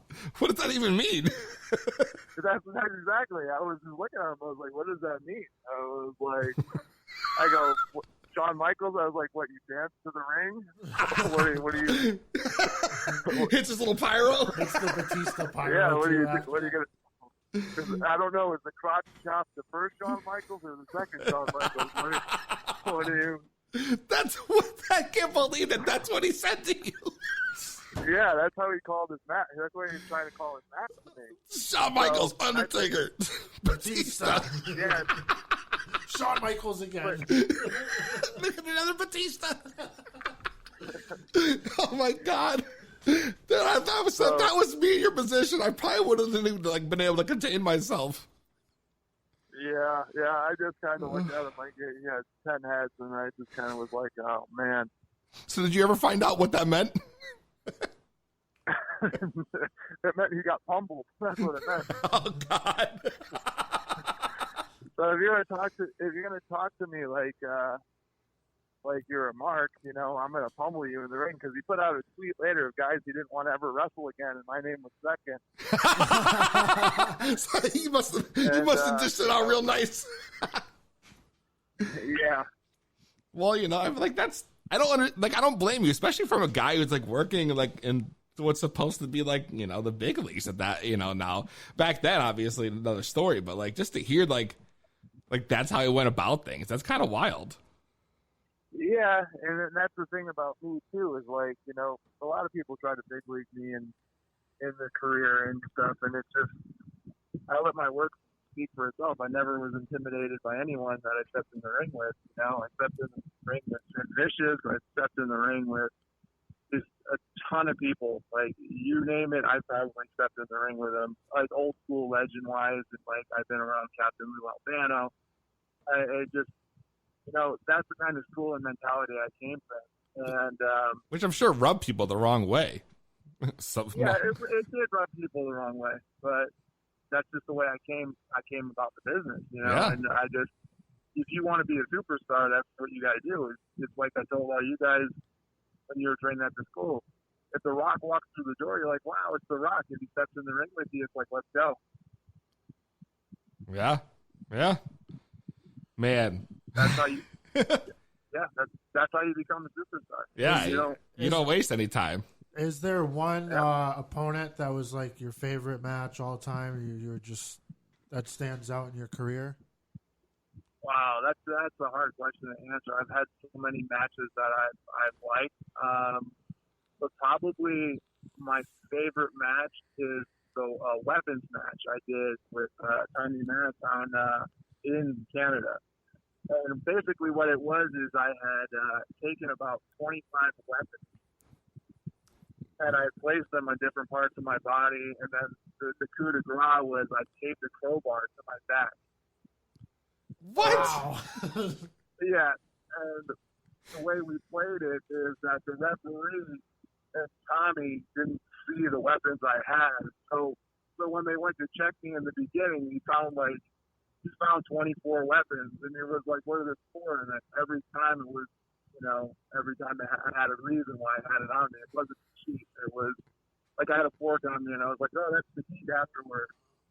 And then it was like, you know, and that's awesome. So, and then the final thing is I pull my jacket off, and there's a crowbar taped to my back.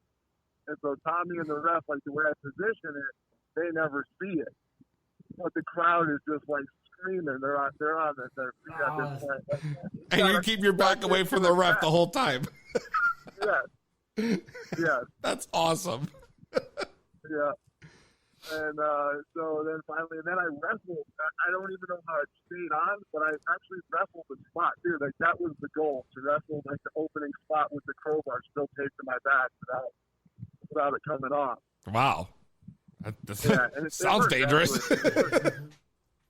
Yeah. Well, there's no bumps, but wow. No bumps on the crowbar. Yeah, but still, thank God. Because that could have been real devastating. One wrong move, forget it.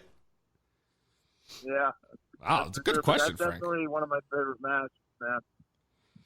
Well, I want to move forward, if that's all right. I want to talk to you about the interspecies incident with Chris Dickinson. Oh, interesting. Yeah, I'd love to get your side of the story on this. Sal, you're digging deep, huh? I want to Doing hear. due diligence. Listen, that's right. I want to know everything. Yeah. Okay.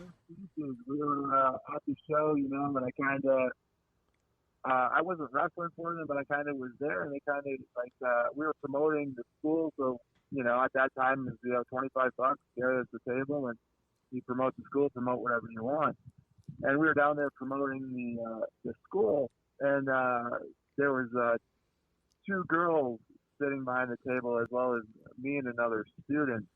And Chris Dickinson had planned some kind of spot where he jumped off of the ring through our table just for whatever reason. And whether he didn't like me or whatever that point of it was. But the fact of the matter is he jumped through the table and he hurt both of the girls. What? And yeah. He just was reckless, jumped through the table. The other guy's girlfriend was the one who got seriously more hurt than the other girl that was behind the table. Oh my God! You know, so he jumped through that table, and like I saw red immediately. So he landed right up through the table on the floor right in front of me. So I just kicked him square right in the face. Holy shit! And and he stood up and he was like, "What's your?" As soon as he said, "What's your?" I freaking pummeled him. Oh my God! He gets what he deserves. Pummeled. He deserved it. Yeah, he just got pummeled. He couldn't even get the next word out of his mouth. I pummeled him. And then he's like running away and trying to run from me, and I'm just like following him as he's running away, pummeling him. So this is right in the middle of the show. Yeah, right in the middle of the show. You're just beating the shit out of him. Yeah. Shoot. But then, Yes. But then I wish we were there that day, Peezy. Me too. I don't like Chris Dickinson. I see him at Beyond Wrestling last week. He's a jabroni anyways. Wow. So but the only reason I stopped is I was wearing glasses, and my glasses fell off. Not that they got knocked off or anything; they just fell off And so I was looking for my glasses because I just got a brand new pair of glasses. You know, glasses are expensive. It's like $270 or something. And I was like, man, I don't want to break those. So I grabbed my glasses, and then by the time I get back from grabbing my glasses, I stand up, and he's in the ring. No. And he's in the ring, and he's in the ring, and like everything is like heated, and like you could see that, you know, he got his ass whipped, and then, but then he tried getting it tough, and they tried playing it into part of the show. Oh and my God! Like, all right. I was like, okay. I was like, keep on running your mouth, keep on talking. I was like, I'll be here after the show. I go, I'll be outside. I'll be waiting for you. I was like, go finish your show, and like, so. They continue. They finish their match. He's still talking crap to me through the ring, and from the ring. And I'm like, I was like, I'm done talking. I was like, I'll see you outside. Oh my God. So, yeah, and then so I go out and I sit out on his car, and I'm sitting there. It's winter, and I don't even have I had like a really thin jacket. I'm sitting out in his car because he wouldn't leave the venue. Come on. He would not leave. Nope, he would not leave the venue. He had to beg and cry the promoters to come and to get me to get off of sitting on his car. Come on. Yeah. What a jabroni. Yeah. Well, he already got his ass beat once. I mean, He didn't want none of that smoke. He He didn't want none of that smoke. He already got his ass kicked. He knew he had no chance for the German hammer, Josef Von Schmidt, damn it. Especially after that stunt he pulled. I can't believe that. Yeah. Well, he got what he deserved then. Yeah. No and good then piece of shit. Yeah, and then he had no respect, right? That's right. He had no respect, damn it. Can you believe it? And then he even had the balls to come out there and fight you man to man. Yeah, it could have just been over. Could have been over. That's bullshit. But, yeah, and then so Interspecies started playing it, and like they were promoting it, but they were blurring out my face. Come on. And, yeah, so it turned into like this whole thing of like, this is what happens at our shows, and we're not going to name certain wrestlers, and but this is the incident, and like they tried to spin it like it was me showing up to a show and starting a fight with him. Like they tried to work into a storyline? No, they weren't trying to work in a storyline. They were just trying to just dirty me. They tried to dirty my name. Oh, that's bullshit. Yeah, so they just kind of was like, this is what kind of like this guy comes to the show, and he starts a fight with one of our wrestlers type deal. That table spot was completely uncalled for. It was out of spite for whatever reason. Right. Well, there's a more of a backstory, and it actually started with Far North Wrestling. Far North Wrestling and Dickinson were booked on the same show, and he actually was talking to two people. Like, in my career, I've always wanted to help out people and travel and train and just, be a helpful person. He was talking to me and another guy through text, and he had kind of mixed up the texts. So he was talking about me to another wrestler, and he was calling me a mark. Oh, He's no. like, I'm about to get a ride from this mark. And then I was like, I was like, you're talking to the mark right now through text. And I was like, you know Oh, my what? God. I was like, we're just both from the same area. The promoter told me to reach out to you so we can carpool. And, so that's it. I was like, I don't need to ride with you. I was like, I don't need to give you a ride. I don't need to travel with you. I was just trying to help you out. You're a young guy, and the promoter said that you were the young guy, and maybe we can cut expenses by coming down. And so that all goes. That all happens, and then we end up going to Far North. I end up going there, and then I see him, and he like sticks out his hand to shake my hand. And I was like, "Get the hell out of here!" Oh my God! And that's really, Are you serious? Yeah, that's what happened. I was like, That's like more disrespectful. I thought you really you spit in his face for you trying to help him. Yeah, and then so he held on to that. He held on to what he did, and that animosity years later to what he did at Interspecies, and that's really how it went. Like that's the story. Well, I'm glad we got your side of the story because I can't believe the other company tried to, pour the fire off on you and smother you out. I mean, who's the mark now, Dickinson? That's you got right. Pummeled. You got pummeled, you little bitch. I can't believe it. Can you? Damn, Frank. What he deserves. That's the kind of people you run into sometimes in the business. It's unbelievable. These people are so full of themselves. There's so many egos in wrestling. Everybody's got an ego. Not everybody. Don't get me wrong. Shouldn't say that. But there are a lot of egos in the wrestling business, and some of them are, a little out of their league. Right, and that's the thing. It's like that's one thing I never got into. Like when I was growing up, like my brothers used to make me fight, like legitimately fight, and I've probably been in over 500 street fights since I was a kid. Like no joke. And the one thing of why it probably was good for me is I didn't have an ego. Like I always got in the ring. I'm like, hey, we're telling a story. It's athletic. It's really cool what we do, but it's really fake fighting. Let's break it down. Like let's just get down to like everyone can just wrap it in whatever kind of package they want.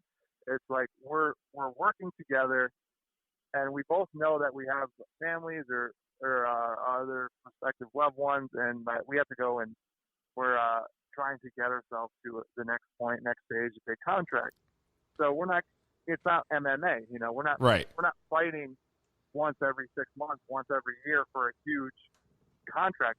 We're wrestling, you know, 4 times a week or more, you know, making a little bit of money, but trying to support your family. Right. Which is a tough call, tough thing to do. Yeah, and that's just the way I looked at it. So I never had an ego with that. I was like, man, I'm the best fake fighter in the world. Like, some of these guys are just like, I'm the best fake fighter in the world. Like, I mean, yeah, but it must have been nice to still have people telling you, especially people who are important, that, you know, you're killing it. oh yeah. No. You know? I mean on the ego point. No, it's always good to hear. It's always good to hear from and Bret Hart was one another guy. You know, I was in Canada and the guy was asking him. He said, "Hey, what do I need to do, Bret, to get really good?" You know, and he just said, and I was, you know, maybe about 10 feet away from him. He goes, "You see that guy right there?" He pointed to me. He was like, "Watch what he does in the ring and do that." Yeah, see, that's a huge compliment, and that's the one thing to take it and let it inflate yourself. But you've just been, you know, in my opinion, because I've known you for a little bit, that, you know, just very humble guy, you know. Yeah. But I know you don't take no bullshit.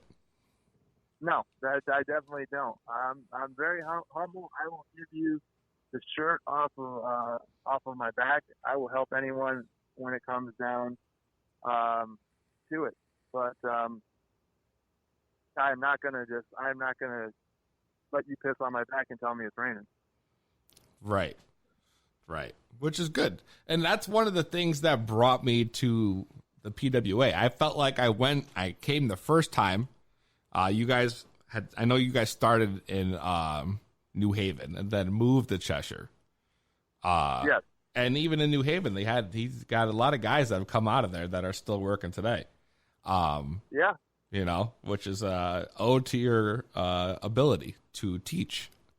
And yeah. You know, and then you moved to Cheshire, and I remember coming in. It was before you guys moved to your final location there. And I went to the first class, and I watched, you know, and I sat there and I watched, and I was very intrigued. One, I was obviously already a fan, so I knew I wanted to, you know, do it. But like just seeing how you went about and were working and training the students, like I felt like this guy like knows what he's doing. Like you automatically got this feeling, you know what I mean? That this guy's the real deal.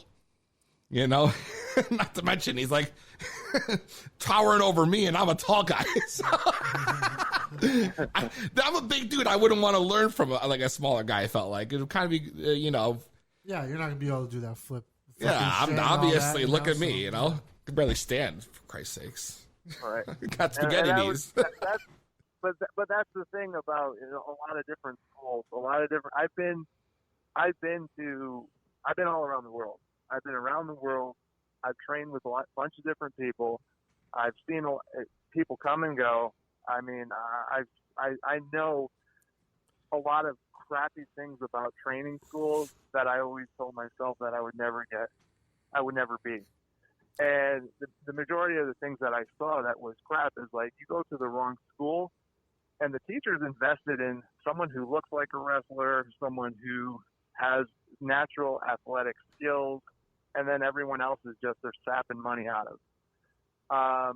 And I don't think that's right. I think wrestling is so much bigger than that, so much broader than that. It's like, yeah, you need your genetic freaks and athletic wonders. I was like, but that's not like, look at who's made the money over the years. People who could tell stories. Right. That's really what it is. It's like who's believable. Like Hulk Hogan, Ultimate Warrior, Ric Flair.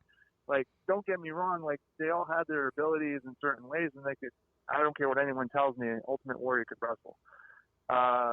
You know, he may have not just been the best wrestler in the book, but either was Hogan.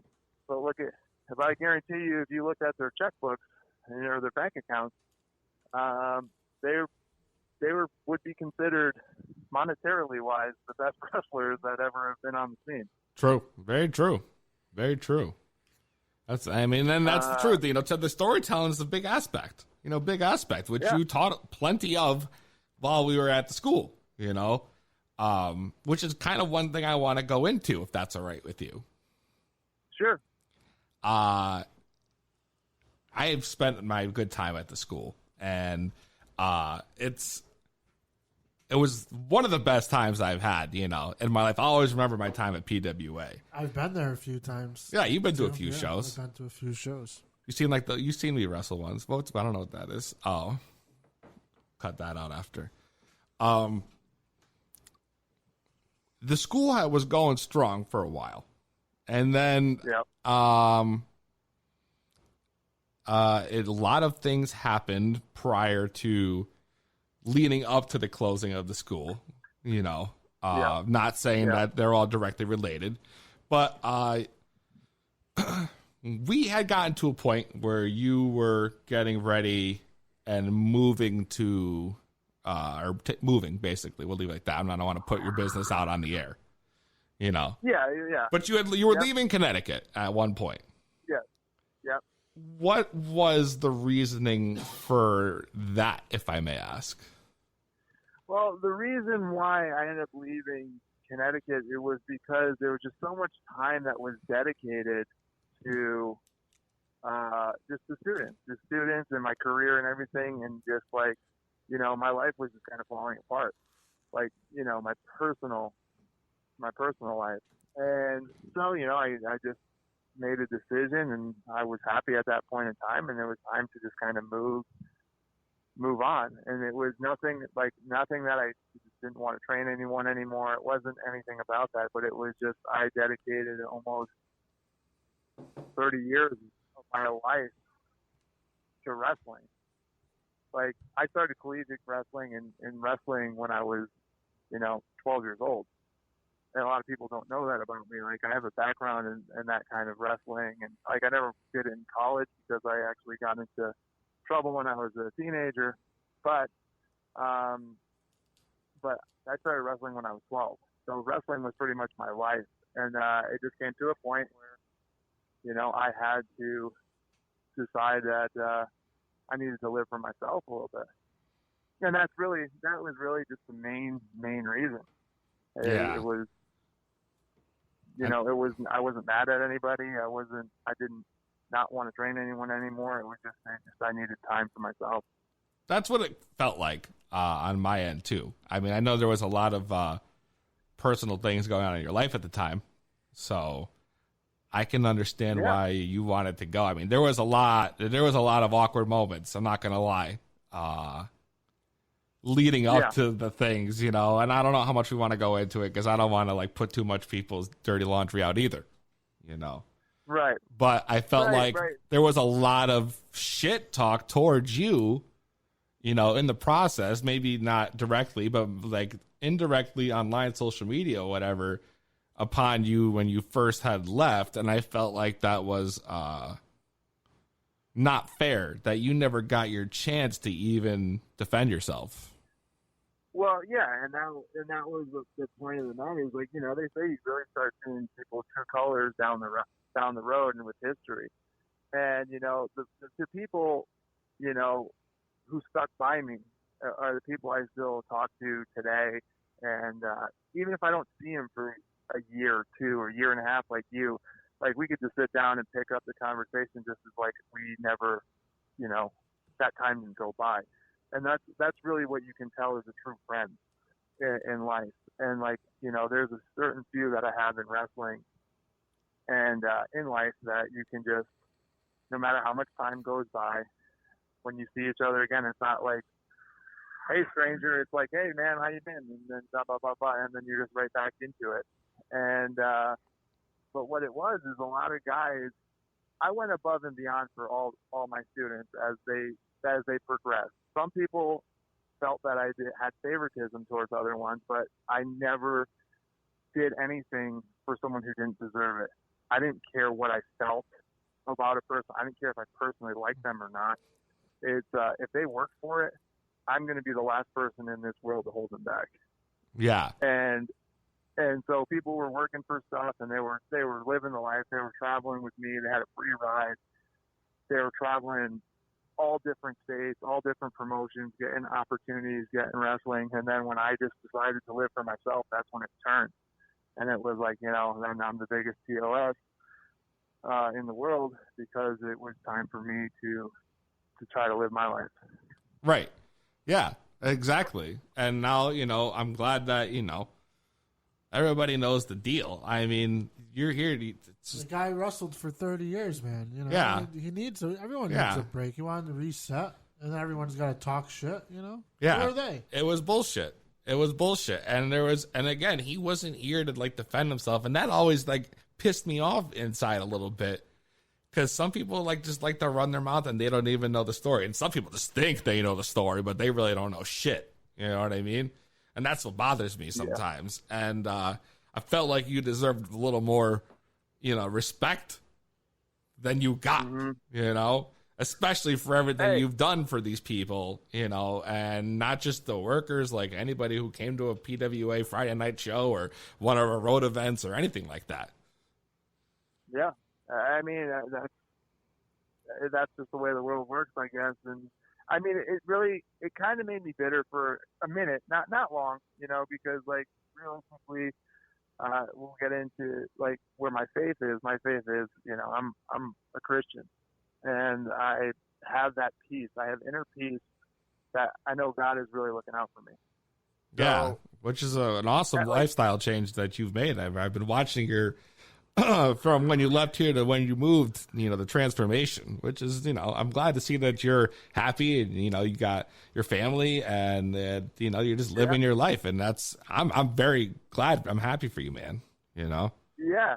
Yeah, man. I appreciate it. Thank you. And it just, go ahead. Yeah. And it was just the fact that anyone who's taking on that kind of heat and kind of flack and I kind of heard through the winds because people that were really my friends were kind of telling me what was going on. Right.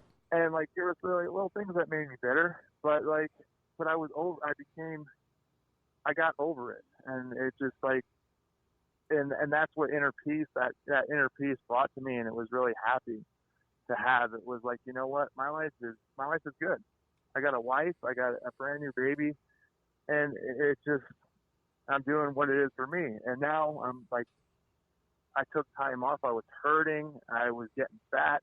I was, because the injuries were piling up that I couldn't really work out. There's things I couldn't do anymore. Right. And now I'm healed up and rearing up and getting back in the ring. So before we get into your return, I just want to get one more thing. And we never actually discussed. I was just interested in knowing what exactly led to the final closing of PWA. I know you came back. We did the big last Friday night fight show, which was, amazing. The Josef Von Schmidt Memorial Battle Royal. I mean, it was an amazing. It was such a good night. But what ended up happening that the doors ended up just closing? Okay, so the main thing, there was a few little things, but the main thing above anything else, just to rest everyone's mind, the main thing is that we got screwed out of the lease by the landlord. Oh. What it is we had the lease on the building, and the lease wasn't up until I think November. And come July, they had sold the building out from underneath us while we were still in lease, in contract. And then so August rolled around, and they were putting pressure on us to kind of to move out. So we wanted to make sure that we at least had a good show and a good send off. But at that point, it was already a year that I wasn't there. We decided, me and Kara decided that we wanted to keep the school open as long as possible, even if it wasn't beneficial to us, because we wanted a place for people to train, and it was a family atmosphere. And so there was many months that PWA never even made enough money to sustain itself, where me and Kara would, we would cover the bills. And it wasn't like, oh man, this thing is starting to cost us money, let's close it down. It was more along the lines of just, as I kind of carried on with my life and kind of went away, it almost seemed like certain people really just kind of took the school and what we were doing for granted. But the whole main point of it was the landlord. It wasn't anything that. It's news. Yeah, and Many people probably don't even know that. I think a lot of people attribute the show closing to you moving or the school, but I never thought that was right or sounded right. You know. Yeah, I was actually gone for over a year before the doors actually closed. Yeah, Kara did a great job keeping it going too. She did an amazing job. She did, and she deserves a lot more credit than she'll ever get. But I guarantee you that if anyone ever asks me about her and the credit to the wrestling business, especially the CT wrestling scene, like she was a pioneer woman for CT wrestling. And, not many people believe it because she's not flashy. She's not up front. She's not in your face. She's just someone who will, like a hen gathers chicks. She'll grab everything and hold it together. And that's what she really did for PWA. Right. Yeah, it's true. So now you've been gone for a few years and you haven't been wrestling, but now here you are, 2019. Yep. Josef Von Schmidt is making his return to the ring. Actually, you've already made your return to the ring, correct? Yeah. No, I already have. Actually, my first show back I was wrestling a charity event for Jeff Foxworthy and Rocky King in Atlanta. So actually, my first event back was like this big kind of to-do charity fundraiser event where all these actors and comedians and everything were just there, and that was my first show back. So, wow, man, what a way to start wrestling. I'll say. What a comeback. I know. Wrestling for the stars. Wrestling to the stars. That's right. Jeff Foxworthy. Yeah. Wow, man. Now, that's awesome. Yeah. I mean, this guy. That was my first comeback. And what have you been doing since? Are you still training? I know you got a lot of shows coming up. I don't know if you want to plug anything while we're on the topic. Anything coming up? Yeah. I started doing 1FW and working with them, which is a satellite company for AEW. And wow. I actually am working with WWA4, which is AR Fox's school. Oh, yeah, AR Fox. You had a few matches with him, too, no? Yeah. And that was the thing. It was just putting on getting familiar with him and being here in Atlanta. It was great that I was able to come down to his school, help the next generation. So now actually he asked me to come down and help train with his guys. He said, whatever you want to do, he goes, I already let all my guys know. Once you're in this building, whatever you say goes. Wow, that's awesome, man. So you're going to be back training and wrestling. Yeah. Isn't it funny how that works out? That's awesome, man. You've been doing training, so now you're doing training, you're wrestling, you're acting now. Yeah, that's really what I'm focused at right now. So it's just life, wrestling, training, and that's pretty much it. Nice, man. Well, before we let you go, is there anything you want to plug? Social media, shows, companies, anything going on that you want the audience to know? Yeah, man, check me out, Josef Von Schmidt, Joseph with an F, so Josef Von Schmidt. You can look me up on YouTube. I'll be the guy with all the numbers with the K next to the videos of me wrestling. Just look for the guy with all the belts. That's right, and all the views. Yeah. So, yeah, look me up there, and I actually have a show coming up, Wrestling Brian Pillman Jr. That's happening August 10th. Back to working the big guy. This guy's back. In a short amount of time, he's already wrestling the top talent down there. Working for AEW satellite companies and just making an awesome life for himself. Killing it on the scene. And I'm really happy to hear that you're back and doing what I think you do best, and that's wrestling and teaching. Thanks, man. I really appreciate it. And we really appreciate you coming on the 2B Blunt podcast, and hopefully one day down the line we'll be able to do this again, because I'd love to, conversate with you. I'm sure there's much more stuff about all the belts he's going to win in the next couple of months. That's right. Before you know, he's going to come back talking about he's got 10 belts on his back, draped over his shoulder. All right, Josef Von Schmidt, thank you very much, man. You. My name is Brian Pillman Jr. I am 1/3 of the New Heart Foundation on Major League Wrestling, and you are listening to Peezy on the To Be Blunt podcast. Thanks for tuning in. Another episode of 2 Be Blunt Podcast. Don't forget to check out our new YouTube page at 2 Be Blunt Podcast with the number 2. It's Peezy and Frank Knox. We'll see you next week for the Bachelor Party edition of the 2 Be Blunt Podcast. It's the highest motherfucking podcast around. To Be Blunt with Peezy.